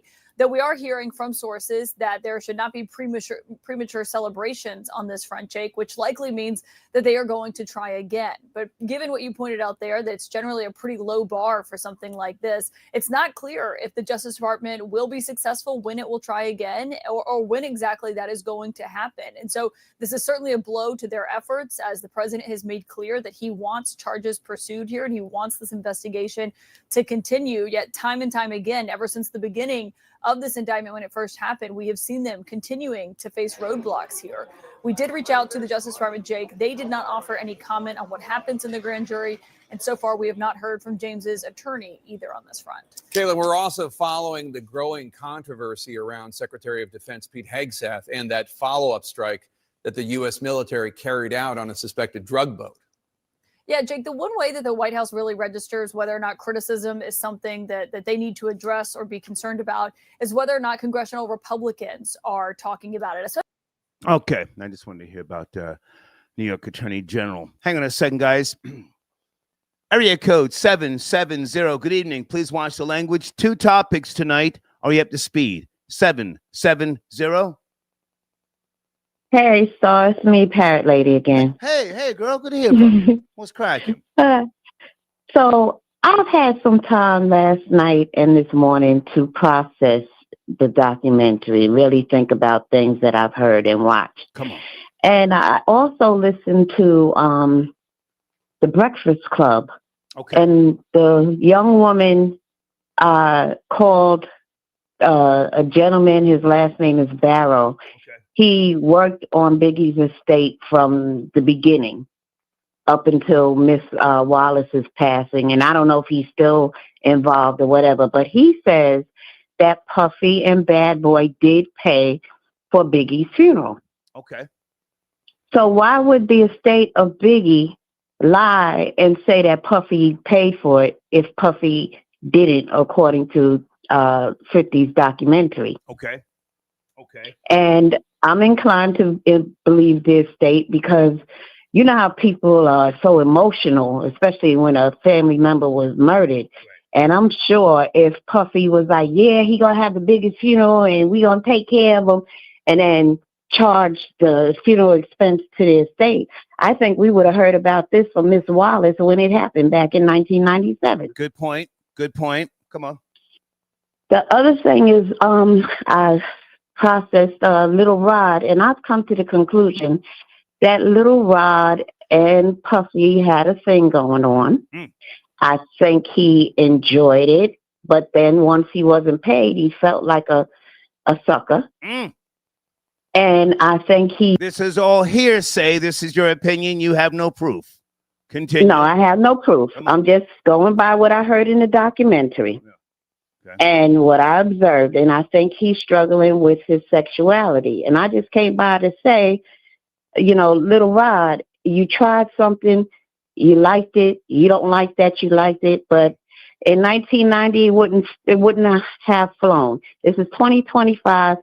Be your authentic self. Nobody cares. Stay with me, Parrot Lady, because I have the notes here. Producer Lil Rod, he said he was drugged at Diddy parties, waking up sore at times, confused, and sometimes next to Diddy. He did not say, I didn't see him say he was willingly doing drugs, but he did say that he was drugged. I don't know what type of drug he may have induced, whether they were booty bumps, whether it was some type of horse tranquilizer. What do they call that? The Special K. Remember Special K? Apparently. Yeah. That's what the club kids at the Limelight, Michael Ehrlich and those guys, that's what they were on back. Ooh. Remember them crazy club kids? Yeah. Good grief. Come on. Well, yeah, that's just so that he doesn't put the responsibility on himself that he tried something and he liked it. I think, it's easier and it's more safe for him to say, oh, I was drugged and I woke up and my booty was sore. Yeah. And I'm just saying, if you think you gay or you bi, come out with it or keep it to yourself. But nobody cares either way. But don't act like, you didn't know what was going on and you woke up with a sore booty and you were confused. There's no confusion in that. if you wake up, I've never woken up with a sore booty. But if I did, I would know that somebody been in it. You know. And then the third thing is Come on. the third thing is the thing with Tupac. Now you got TCD in jail, Keep it easy, right? rat. Keep it easy, rat. That's confirmed. And it's been said in the documentary and also through Gene Dale that okay, so the agreement was $1 million. Tupac gets killed. TCD wants $1 million, but Puffy says no, 500,000, because only one of them is dead. Because $1 million was 500 for Tupac, 500 for Suge. Supposedly, but hang on a second. Allegedly. Well, I don't want to go all into that. I mean, I want to stay on what we have in terms of the docuseries. Can we pull it back? My question earlier, is this docuseries a good thing? A good thing. Never mind 50, his supposed personal gripe, and I'm sure that has merit to it. And never mind Diddy, whether people like him or not. Does the docuseries close a chapter of people who failed today's generation, and does it give room for the newer generation to grow? That's my question tonight, Pirate Lady. You're almost as old as me. Please. I just don't know at this moment. I gotta sit back and wait and see. The bullet has been fired. Now we gotta see the remnants and what's gonna happen, what the change is gonna be. I can't call it right now. Okay. I appreciate you, Pirate Lady. All right. Catch you later. Thank you. Bye now. Bye. Let me jump out the window for a second. You see, I can be objective. Okay. This docuseries, whether 50 had personal motivation or not, hopefully it closes a chapter of artists, producers, rappers, musicians, if you will, getting jerked. And even though most of them don't understand business, they don't understand publishing, they have no knowledge of what a clearance form is, whether it's ASCAP or BMI. Hopefully this docuseries puts the spotlight on things, and hopefully the newer generation pays attention, does a little research, even if you don't go to school. Stop just signing shit. Stop doing verbal agreements. I'm trying to get on. Stop ignoring shit if you see somebody violated. The price for fame, most of the times, is not worth your dignity. It's not. And I'm going to say this again. Many of you have relatives, whether they be parents, great-grandparents, and they've experienced a little success by way of music, rapping, singing, something like that, maybe acting. And they said, no, thanks. I don't want to be involved in that. See, everybody doesn't just get a little shine, if you will, and then hit a brick wall because they couldn't figure it out. Some people say, whoa. Nah, I'm okay. I don't want to pop pills. I don't want to watch people get slutted out, lives destroyed. I'm okay. I'm going to go back to work. I'm going to go do something else. I respect those people, okay? Sit tight, guys. I do want to load up some of my other videos here. It's a Thursday night. Oh, you know what? And let me play another Sean G video. He gave me permission. This one is very, very detailed. I like the fact that, again, Sean G from Jersey, Podcast with Soul. He was at the courthouse. He took notes, and he shows you some of his notes. And again, his docuseries is coming out as well. Here we go. Is this in the documentary? I still ain't watched it yet. So,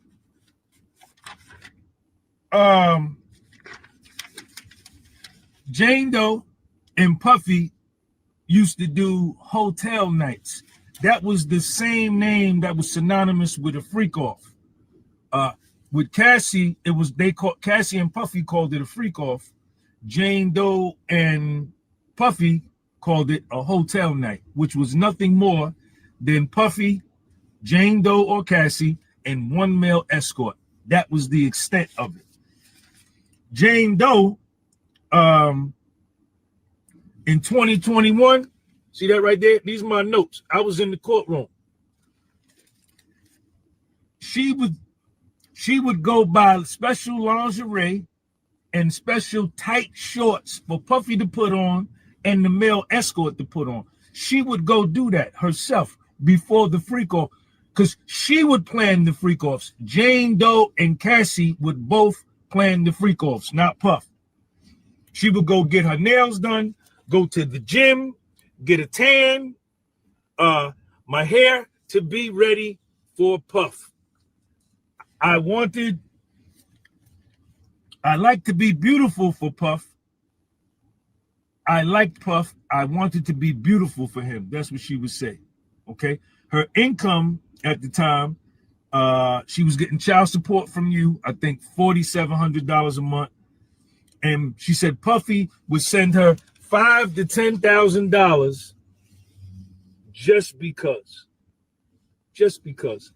Puffy would send her $5,000 to $10,000, $20,000 for furniture. Is this in the documentary? That Netflix documentary you did, is that in there?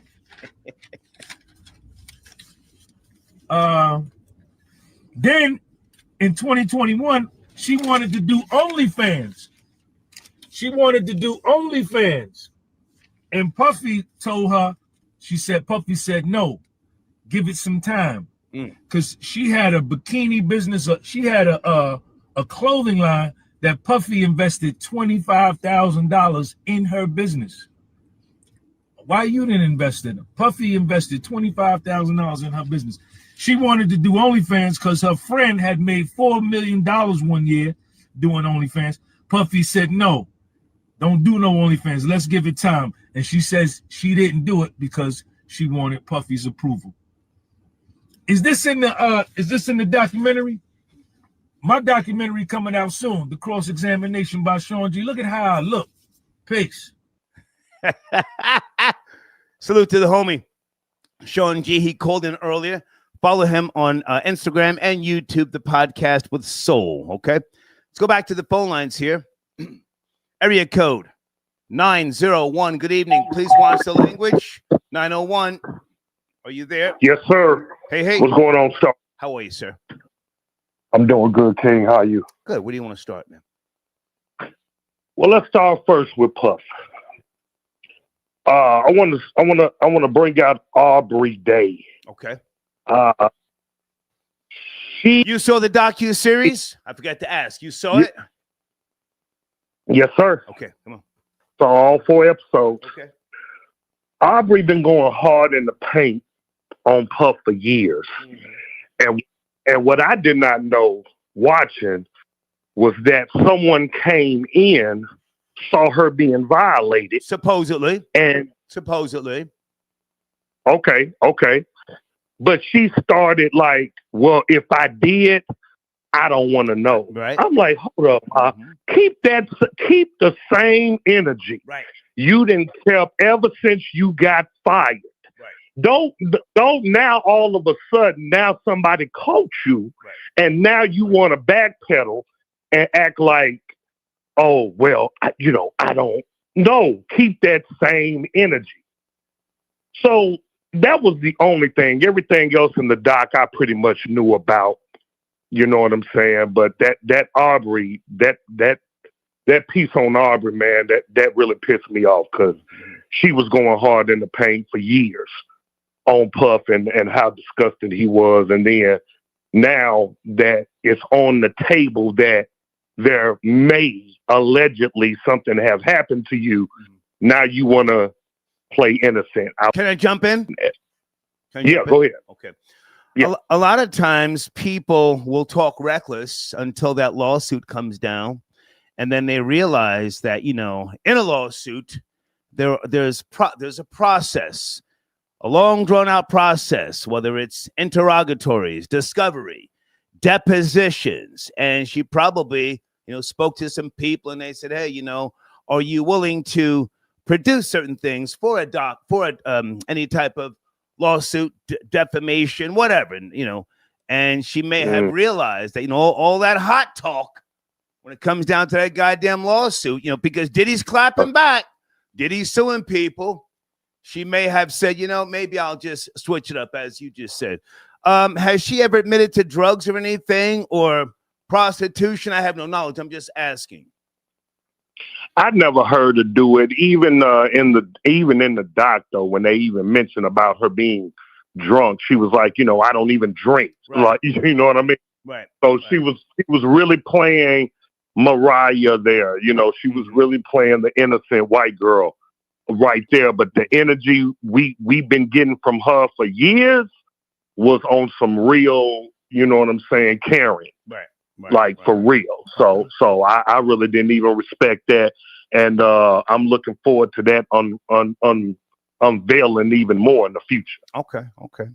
Any knowledge, any thoughts on Dr. Cheyenne Bryant? The interview just was posted with her and Shannon Sharp. I'm trying to get an understanding of her. I'm not here to kick her back in. I'm too old to do that. But I think she went back. She went back to the show. Well, she was on with she's on Club Shay Shay, not Cam Newton. I don't know which show you talking about. I thought she went on Shay before, but she the new grifter, man. She the female grifter. For real. She got a bunch of word salad. Okay. She get on brother shows and which really are simps and just really tear them apart. And as a matter of fact, the last caller said something about, Corey Holcomb, but no, she got on Paul Pierce's show and Paul Pierce read her mail and put her in a place, had her stumbling over words, man. Right. Paul got at her real good. Okay. So we got our revenge with Paul Pierce. Okay. Well, I don't know if she was on Club Shay Shay before, but I'm doing a little research here. I want to, just find out before I just jump out the window. Okay, but hey, I appreciate the call, man. Salute. Salute. Yes, sir. Guys, was she on Club Shay Shay before? Anybody care? Hey, Ivy. Ivy with the uppercut. Did he pay the sex workers more than his artist? Ooh. That's a hell of a comment. Area code 213. Good evening. Please watch the language. Are you there? 213. Yes. How you doing, Star? What's going on? Who am I speaking to? This is Francisco from California. How are you, sir? Where do you want to start? 2 topics tonight. We could start with Diddy. Okay. In the documentary. I think it was really petty for 50 Cent. Did you watch it? Come out. Did you watch it? No, I didn't watch it. I'm gonna watch it, but I mean, it just seems like some more, survival. Sir, with all due respect, I don't want to talk to somebody who hasn't seen it. I mean, we're talking about it, the details. We're talking about it. Can you get back to us? Yeah. Thank you, sir. Hold on a second. I got a text message from Deeds. Cheyenne Bryant had a solo interview last year with Shannon Sharp, and she was a part of a panel later in the year. Okay, so maybe he's going to bring her back as a regular? Okay. RR says, Star, Dr. Bryant is fairly attractive. That's her draw. Anything wrong with that? Anything wrong with that?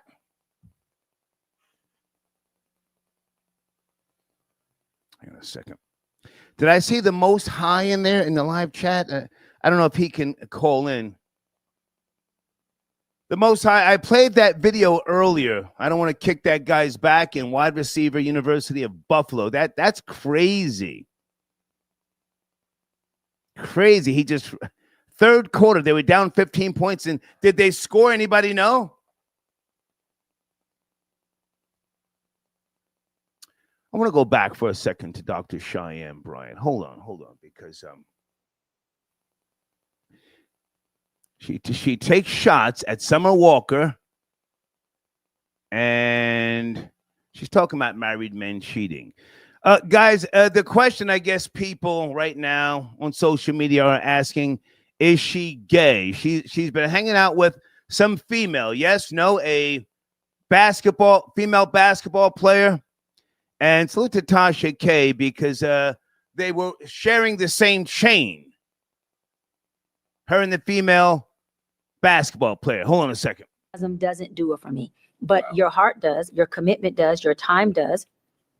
Right? Mhm. Your thoughtfulness. Yes. That's what I want. Then you can take me to Bora Bora. Then we could be tearing Bora Bora up and you could be tearing me up in Bora Bora. But until then, it ain't happening. you're going to access me, love me. You're going to pursue me. You're going to court me. And I will do the same with you. And then by the time we do what we're doing, it will be fireworks. People are having horrible sex too because all they doing is casually. And they're calling freaky good sex. Yeah.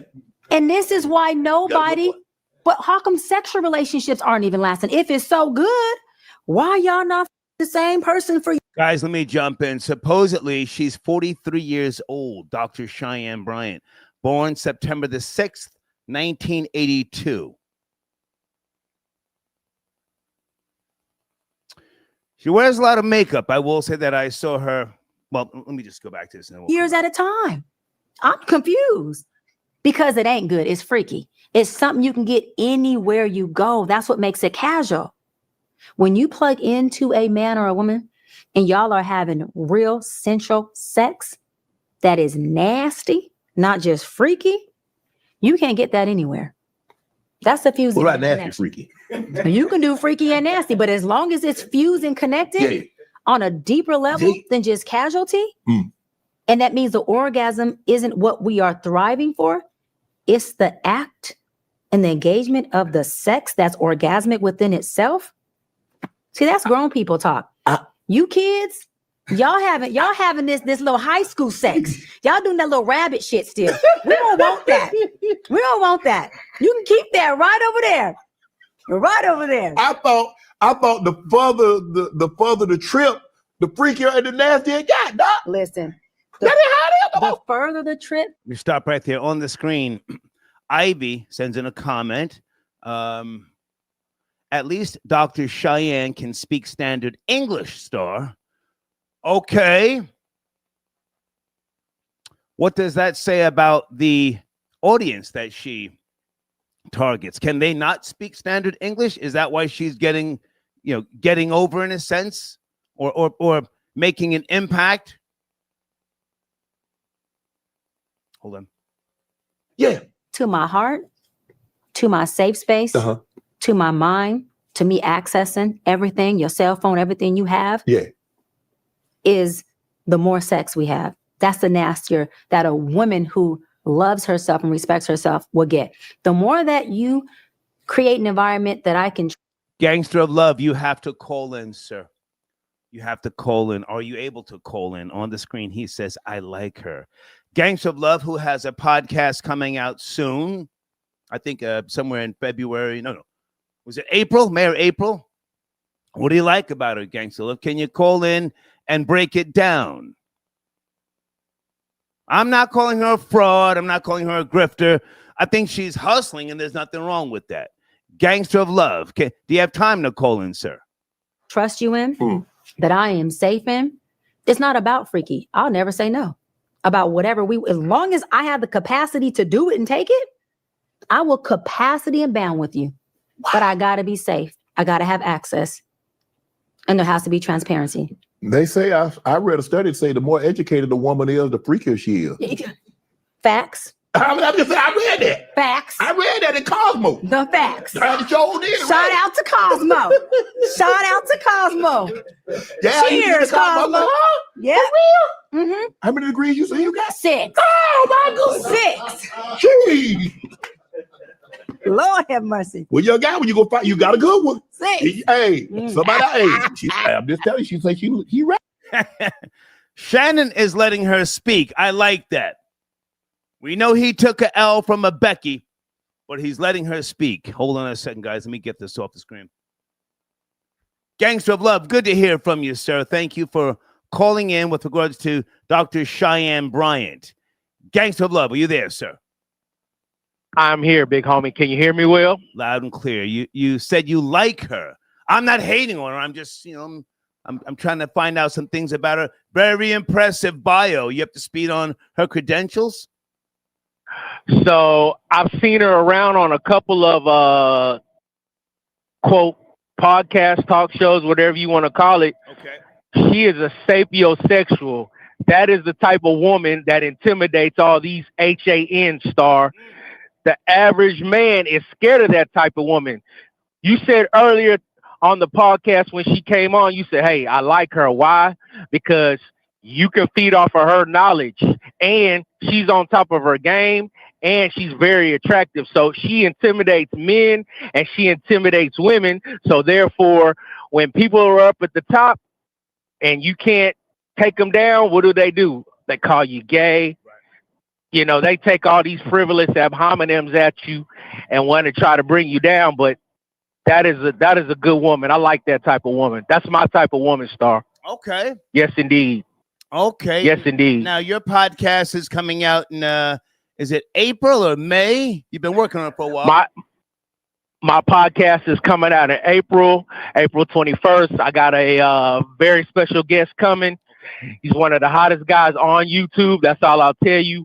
Once I send you a flyer, then you guys can subscribe to the channel. But Gangsta Love is next in these YouTube streets. Nice. So stay tuned. Well, hang on. Before you go, now your moniker, Gangster of Love, are you going to be addressing relationships, marriage, divorce, cheating, side people? What is your specialty?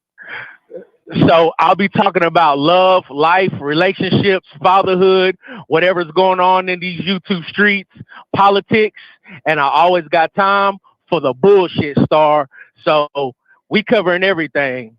We're not leaving nothing off the table, but it'll be to where people can call in, have their last word. This show has been inspired by you, so I'm asking for your permission to mimic Star, but still put my own spin on it. Like you're the Michael Jordan, and I'm Kobe Bryant coming in with my rookie season. So I will be flattered, but just don't say that we're connected business-wise, because if you get sued, I don't know what you're doing.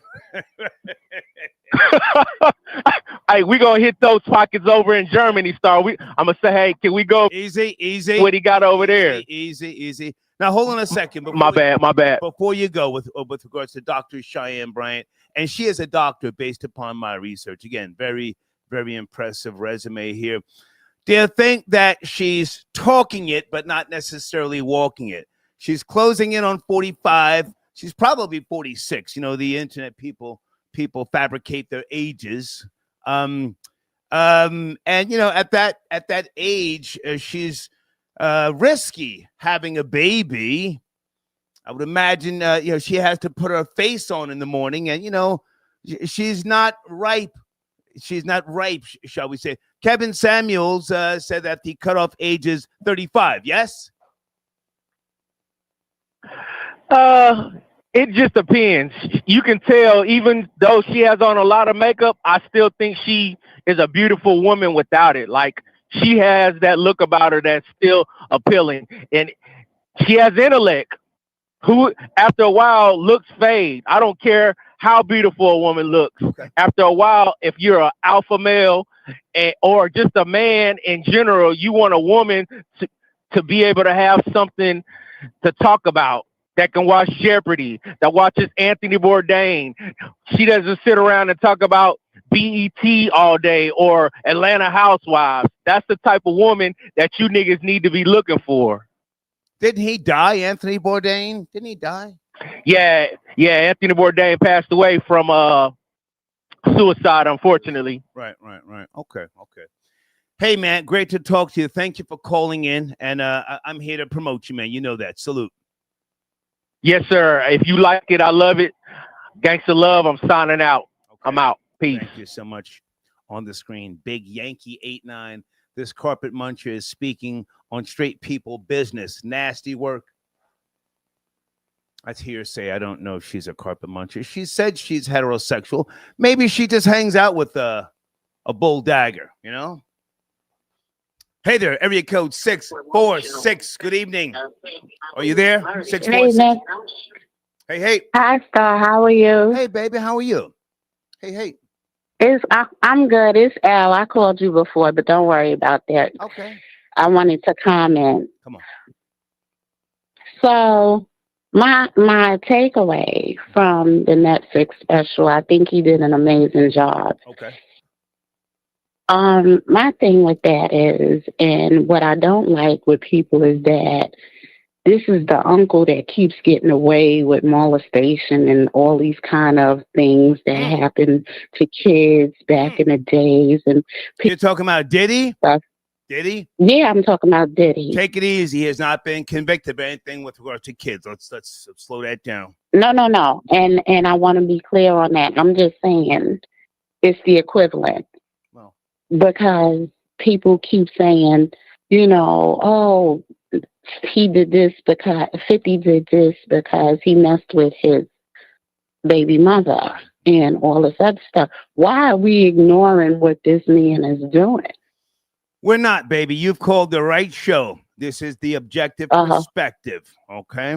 Never mind me. I like both of these guys. But in terms of, what he has done, I've gone on record and said, I think he got old and sloppy. We're not ignoring anything. So I appreciate you calling. Let me ask you a question early. Do you think this docuseries closes a door of the bullshit, and hopefully males and females will bring something different to the genre? So I like a couple of things that you said, and it made me think. Come on. So what I feel as though the documentary did was enlighten people about personalities and how they can be infectious, and how people don't take care of themselves because they're so worried about taking care of another person to be seen, instead of taking care of themselves.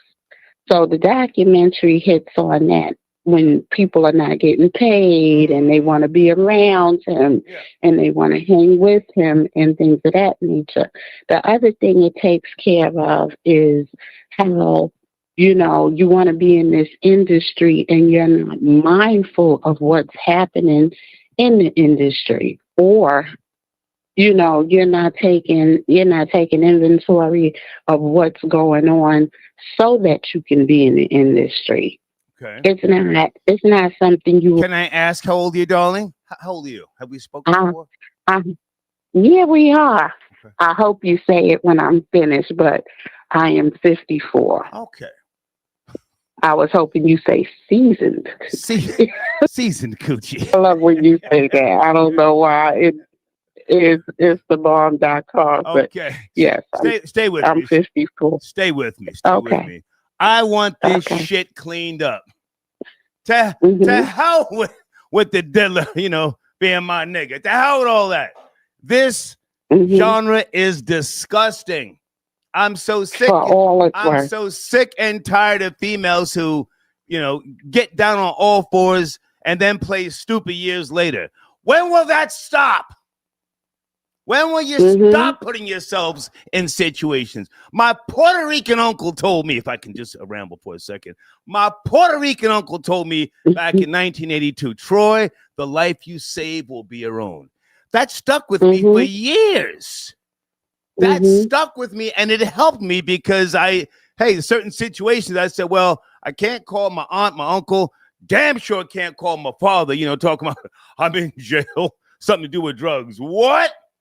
So, but I don't mean ramble, but will this docuseries, will it help some of these lost ass people? Come on. I don't think it would.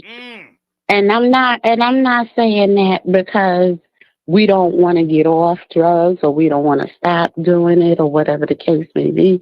I think it's more of, and this generation is like, it's a mess.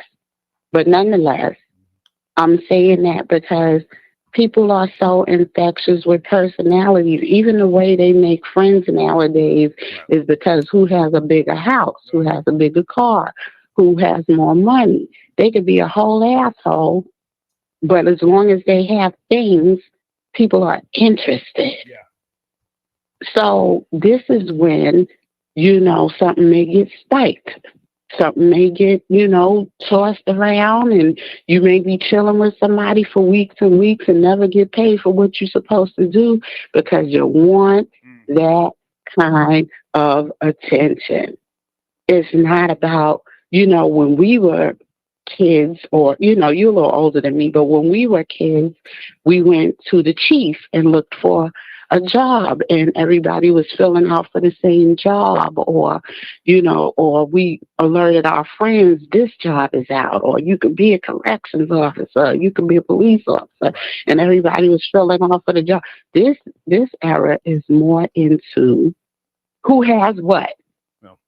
And as much as I love that they make their own money and they're willing to open a business and have their own, it's more of who they're connected to. It's not about anything else, in my opinion. This is why. Let me jump in here, baby. I got a brand new beer. So what you're saying is, Star, niggas need drugs and bitches ain't shit, and ain't nothing gonna change. Pretty much, more or less. All that shit is wishful thinking, but people are gonna keep on doing drugs. Bitches ain't shit, and the life you say will be your own, basically. Pretty much, more or less. I hope it changes for my nieces and nephews. I don't have any children, but I hope it changes for my nieces and nephews. Good for you, girl. Good for you. Good for you. Thank you. Hey, I just want it to be better. Stay with me. Before you go, I can't just kick somebody's back in because they're getting a bag. Dr. Cheyenne Bryant, you know anything about her? I don't know a lot about her, but I've seen her. Mm-hmm. I like her demeanor. I like how she stands up for herself. Right. I hate when people say she don't have no kids, so she don't have an opinion. I used to go through that at my job when it's Christmas time and everything. Oh, you don't have no kids, so you don't need to take off. The devil is a liar. I could take off whenever the hell I want. So I like how she stands up. I mean, I don't know her background. I don't know who she's been with or who. I love educated women, but let me just say this to you with all due respect, Sure. Pushing that baby through your womb, that's a different type of reality. Yes. Absolutely. Yeah. Absolutely. So some of those women who get at you, do you ever feel like, hey, at some point I'm going to have a baby, or it's not for me? It's not for me, number one. And the ones that come, well, if I may be honest, I had one and she passed away. Okay. So after that, I never tried again because it was kind of horrific for me. It was traumatic for me. But when women come at you like that, it's because they don't know you. Right. And they don't try to get to know you, so they just assume this is, this is who you are. Which is what I see with her. I paid for a couple to be sucked out of the womb. I paid for a couple. Wow, Star, you look like you'd be a good father. You one of them straight shooters from back in the days, like bitch, put your feet in the stirrups, sign this, kill that goddamn demon seed because I'm not gonna be around for you. I'm truthful. I'm truthful. No, but you had them country fathers like I had. They hard, and you came from that era, so you'd have made a good father. I came out okay, I think I've been a good father to other people's kids, and because I haven't taken the time to have my own family, it allows me to still be selfish, self-absorbed. And travel. Right. And travel. Listen, I know what that's like. I'm well traveled. I've been to Jerusalem and Africa and every place under the sun, and I get it. So we are selfish people. All right. I appreciate the call, darling. Thank you so much. Thank you, sir. Bye Have now. a good night. You too. What a good call. See that? I want to hear from you females. My show producer, Deeds, she said to me yesterday, she said, we had a lot of female callers in the last show. I said, yeah, I noticed that. Okay. Who's Miriam? Is that Miriam who calls and threatens me? Or is that a different one?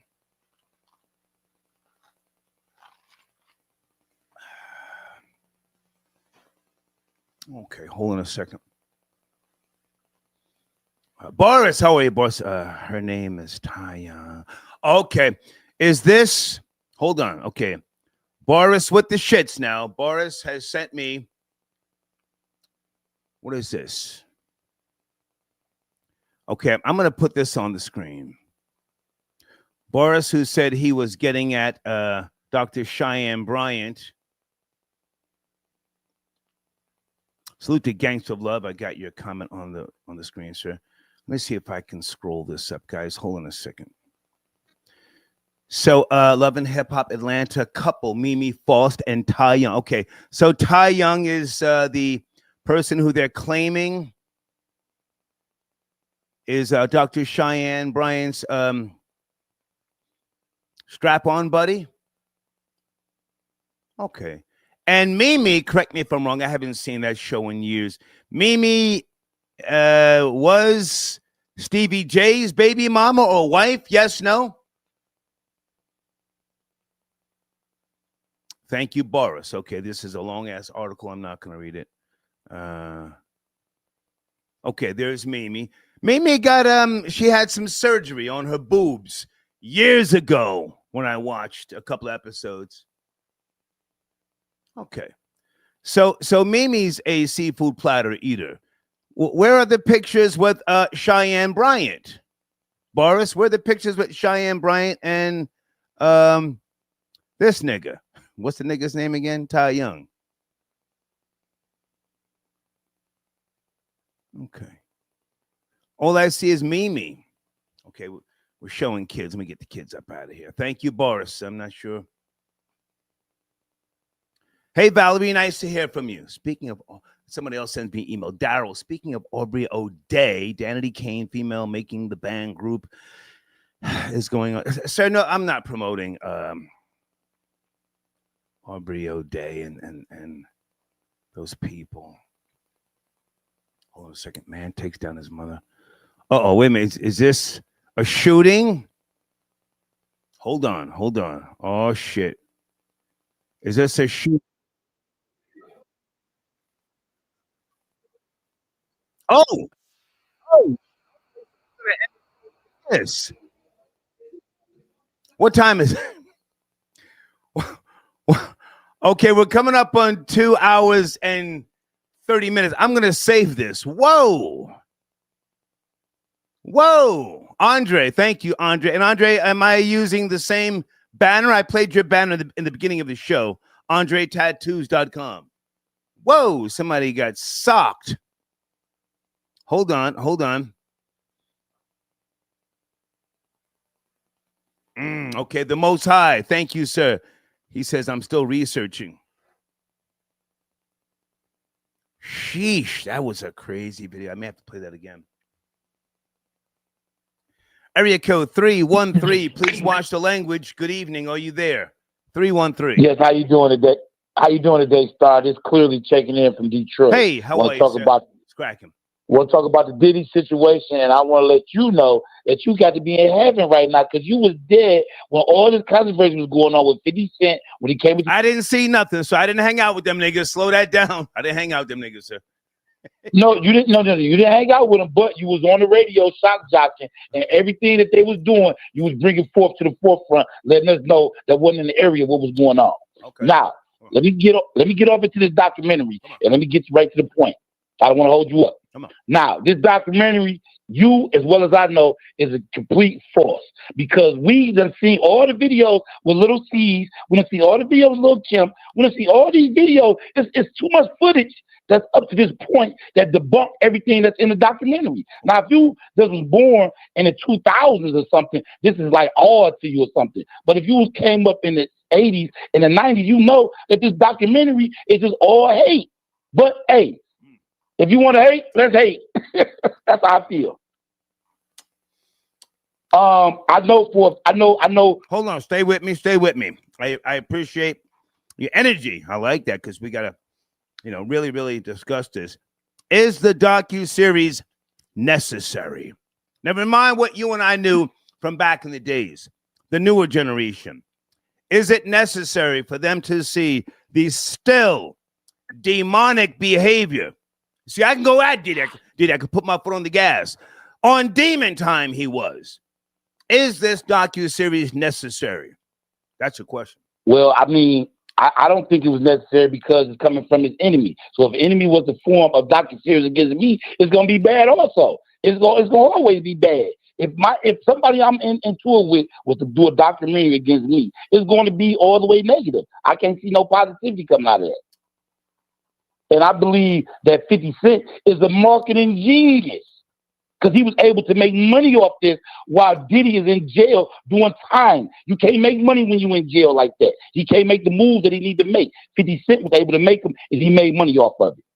I'm not mad at 50 at all. Okay. At all. But the documentary, I know it's not real. I know it's just all entertainment. What about the greater good, sir? The greater good, never mind us as individuals.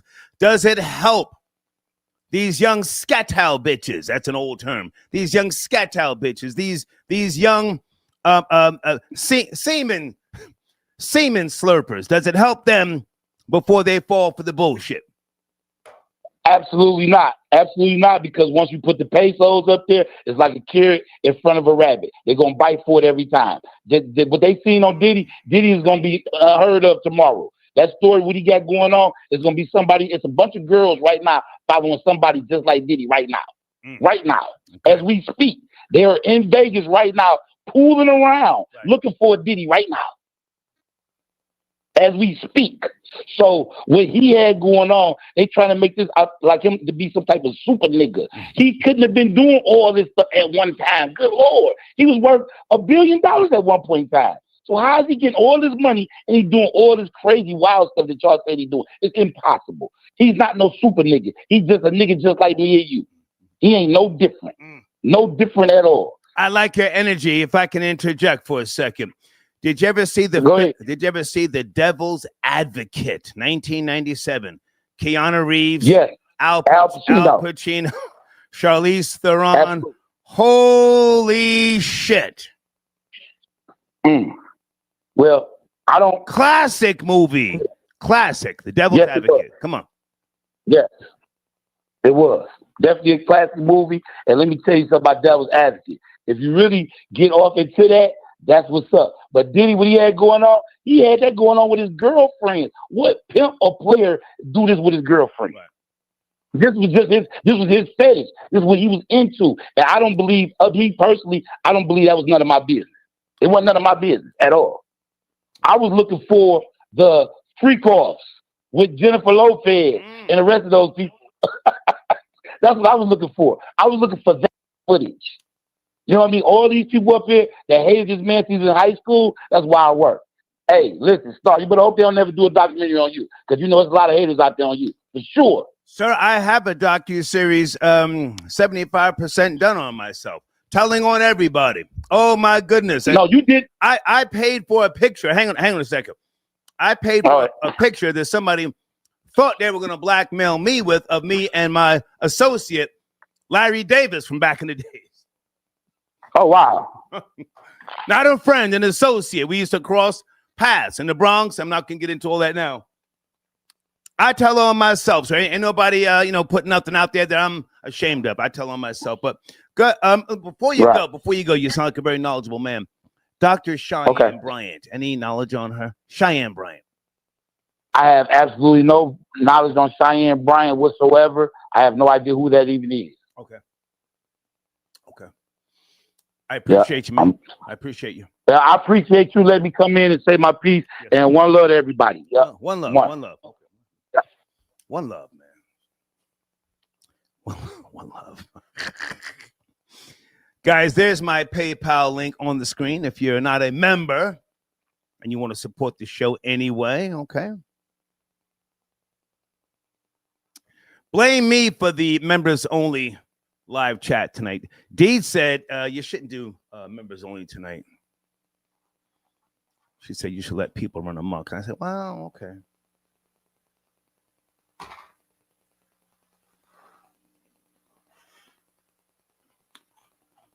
No, my documentary starts off in Scotch Plains, New Jersey. When I first snitched or called the police, I told you this before. I grew up in a place called Scotch Plains. Google it, New Jersey. I'm in Farley Park, and we're playing miniature pool at the little recreation center. And like 10 black kids come in on bikes. I looked around and I said, what the fuck? What the fuck? I had on Pro-Keds. I just said, what the fuck?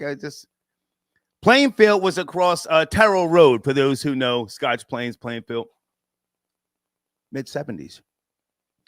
I felt weird. And I said, hey, I'll be right back. I told my buddy Stosh, I'll be right back. Jumped on my bike, drove home, called the cops. And I said, there's some black kids, more than likely from Plainfield, and they're stealing bikes. Oh, shit. Gave my information. I didn't hide. Went back to the park, and sure enough, the goddamn cops came. That's how my docuseries starts off. But thank you for your donation. Oh, is that the homie Al tapping in from Little Haiti? Al, good evening, sir. Hey, what's going on, Star? Enjoying the show topic. Wanted to speak on the Puff Daddy documentary. Please. I want to say I want to come from a different perspective. I think this was a hit piece. Okay. On his success. The only reason why I said that is because the person that was associated with it, we all know, is 50 Cent. Mm-hmm. And at one point, 50 Cent was a subordinate of Puff Daddy. You know, and we don't know how that was for him. You know, we just know how it was, just looking at it from a viewer's perspective, just watching Making the Band and things of that nature. But the plot twist was, or from my understanding was, Puff Daddy actually paid somebody to document him throughout the trial, thinking that he was going to get a different outcome. Right. And this was supposed to be a backstage look on him fighting for, his stance and his freedom in a sense. Mm-hmm. But it's flipped on him. But Puff Daddy is pretty much being victimized for his success, I feel. Okay. You know, not taken away from the claims that were made against him, because those claims can be disputed in court, which they were, because he was actually convicted for domestic violence. But and even with that, and I hope the audience can understand where I'm coming from, and not saying that most people can relate to this example, but just hear me out for a second. Come on, take your time. If you ever dealt, if you ever dealt with junkies, couples that are junkies, they're always arguing. They're always fighting. It's always toxic. Right. The video we saw was pretty much one-sided. I'm not downplaying domestic violence, but I don't condone a one-sided story. Right. Now, we all know she was complicit. We all know she was a party girl. Now, when you a king out here, when you dominated for 3 decades, you're supposed to enjoy the spoils of your success. I'm sorry, y'all. But this man was operating on a level that we modern individuals have no idea the mindset that he had to focus and operate out of. You went from being a party promoter to dominating the music industry than flipping it over to dominating television. Some people can feel threatened by that, especially coming from a black man. Now, Puff Daddy didn't come up in the hood. His father was a kingpin. He was spoiled.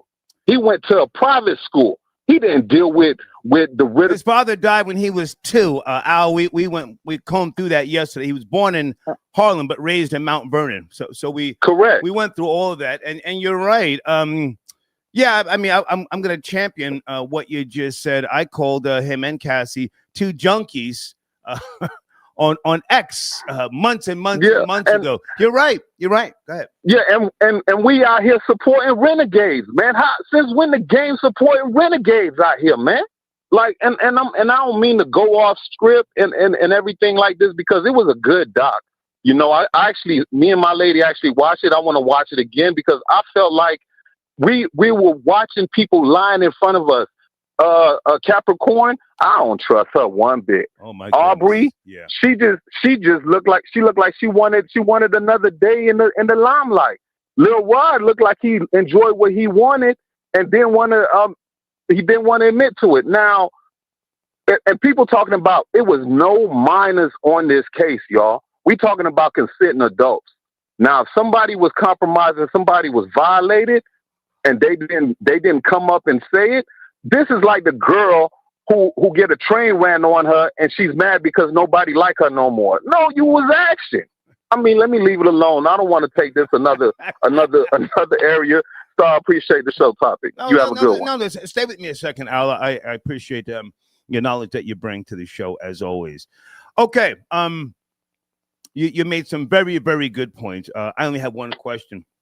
Does this docuseries change anything moving forward? Does it close a door? I mean, Diddy's old school. He's like, Sean Connery, James Bond in a sense. I was talking about that interview that Sean Connery did 1987 with Barbara Walters, where he doubles down on, I think, an interview from 1965. Every woman deserves a slap in the mouth, Yeah, he said is a part of being rebooted, if I'm not mistaken. That's what he said. And I think to go back to the question asked, I think this. If I can just say this. Go ahead. So Diddy's the last of that type.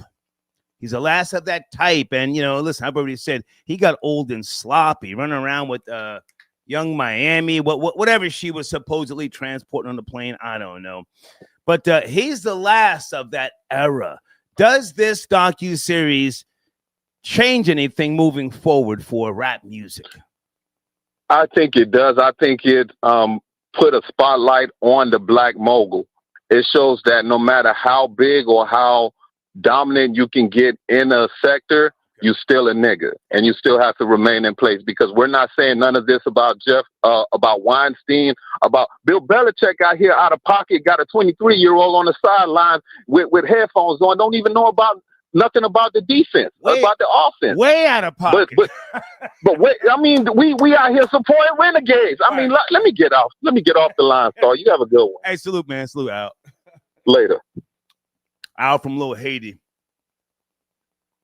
Al used to call the Star Chamber back in the days. That's the man who first said on my show, never show your plate to a nigga that's hungry. Hang on a second. Hey, Ivy. Ivy says on the screen, Star, Diddy's success was due to him stealing from his artist. Why does the black community respect thieves? I don't know, Ivy. I don't know. Ivy, are you from the New York area?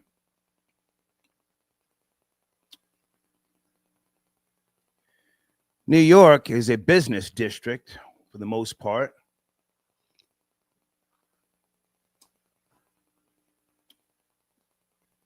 Many of the black exploitation films that were filmed or focused on New York gave birth, to a lot of the guys who ran around emulating Superfly, the Mac, That Man Bolt, Mean Johnny Burrows, Truck Turner. Give me some other names in that live chat. Oh, Fred Williamson, that was my guy. And a host of others. Hi, Yvonne. Yvonne says, to the Vibe and Source readers from the 90s, 2000, yes, this is accumulation of what we been knowing for 30 plus years. Clock that T. Thank you for your donation, darling. Area code 917. Good morning. Please watch the language. Are you there? 917. Yes, can you hear me? What's up, Star? Hey, what's up, man? How are you, sir? Yeah, man. Listen, I called you before. You was talking about Randy Moss and all that. Remember that? No, sir. Tracy, I'm 61, sir. I have a bad memory and I have prosopagnosia. I don't even remember niggas if I see their face. I'm gonna pray for you. I'm gonna pray for Thank you. you, Get sir. it back right. Thank you for praying for me. What's going on? Listen, real quick. I got a question that always bothered me about this. That Diddy and. Well, sir, your phone sounds a little muffled. Are you in some type Can you of? hear me better now? Are you in the trap house? Where are you? It sounds a little. Can you hear me? No, it sounds Can crazy. you hear me? Can you hear me? Can you hear me better now, Star? Can you make the adjustment, sir? I want to hear what you're saying. Take the headset off, or what about now? Can you hear me better now? There you go. You had the fly nigga headset on. Now we can hear you. Yeah, for sure. I just here's the thing. You know, this is Reg from the Bronx. You know, real quick. You know, I just had a question about this whole, and this is just a common sense question.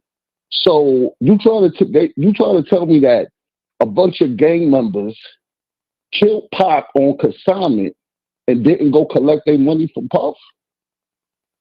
Like, if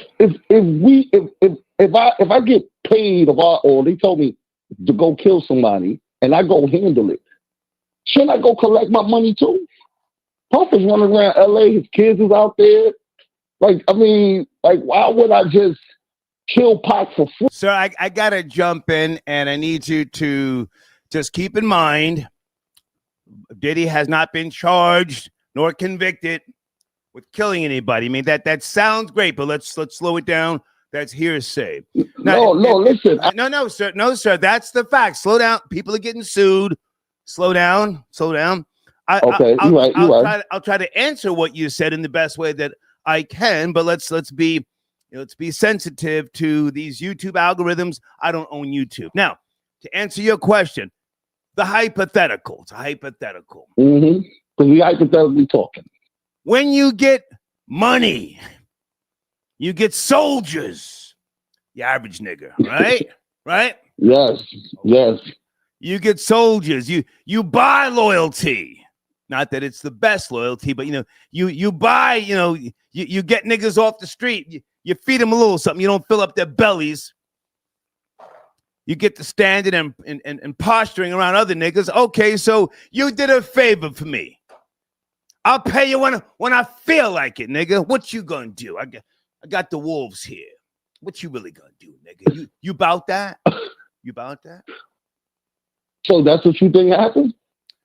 I have no idea, sir. I'm not saying anybody killed anybody. I'm responding to what you said. You're hypothetical. Sometimes that's how just for the record, Star. I don't think Puff had Pop killed. I just think Pop was doing too much as usual. Right. And if you look at the old big video when he talked about when he heard Pop got shot, he was like, again? Like, Pop is always getting shot at or shot. So, well, supposedly, hold on, I forget that guy's name. Supposedly, a guy collected $500,000. Some guy in LA. He was older. He was older than Diddy. What's the guy's name? He died. You talking about Von Zip? Zip? Bingo. He died of cancer. Okay. He died of cancer. Now. Yeah. They said Puff gave him a check. Okay. Now he may have. Sir, please stop giggling. Please stop giggling. We talking some real. I'll just say that it's so absurd. But go ahead. Now, supposedly he was a real nigga, and Keefy D, who was supposed to get paid, didn't get paid. This is all alleged, I don't know. So to your question, why would somebody not get paid? Well, hey, if you give me $500,000 and I'm supposed to give you half, I might try to kill yours or do something to stop giving you the other half. Go ahead, please. Listen, I know where you're going with this, but it just seems just too far-fetched for me. You know what I'm saying? And I got one more thing too, you know what I'm saying, about that Goofy that's on the Breakfast Club, Charlemagne, you know, the one that got his nose done, you know what I'm saying, two-tone skin, you know, that clown. It's obvious he's on Jay-Z's payroll, right? I mean, or am I the only one that don't? Sir, I don't know. I'm 61. I don't listen to the Breakfast Club. In fact, I've never listened to rap radio, even when I worked there. I can't help you with that, man. But I'm just saying. No. So I hear you. I'm not, you know, saying I don't know. I don't know. Listen, Star. This is what I'm saying right here about this dude. You know what I'm saying? My whole problem with him is that he has a whole. Sir, they're saying in the live chat, we don't care about Charlemagne. Get back to the topic. That's what they're saying. So I'm looking right at it. Just get back to the topic. Oh, my bad. Y'all don't care about Charlemagne. Okay, my bad. Because I was just talking about it. I'm just bringing the whole topic together. I don't care. I'm what you call it? I'm flying. I'm landing the plane. I'm landing the plane. Sir, you're giggling again. Thank you, man. Baby. Salute. Yeah, why don't you start that giggling shit, man? Time to go, man. Fuck. I don't listen. I've never listened to the Breakfast Club like that. I never listened to the shows on Hot 97 when I worked there.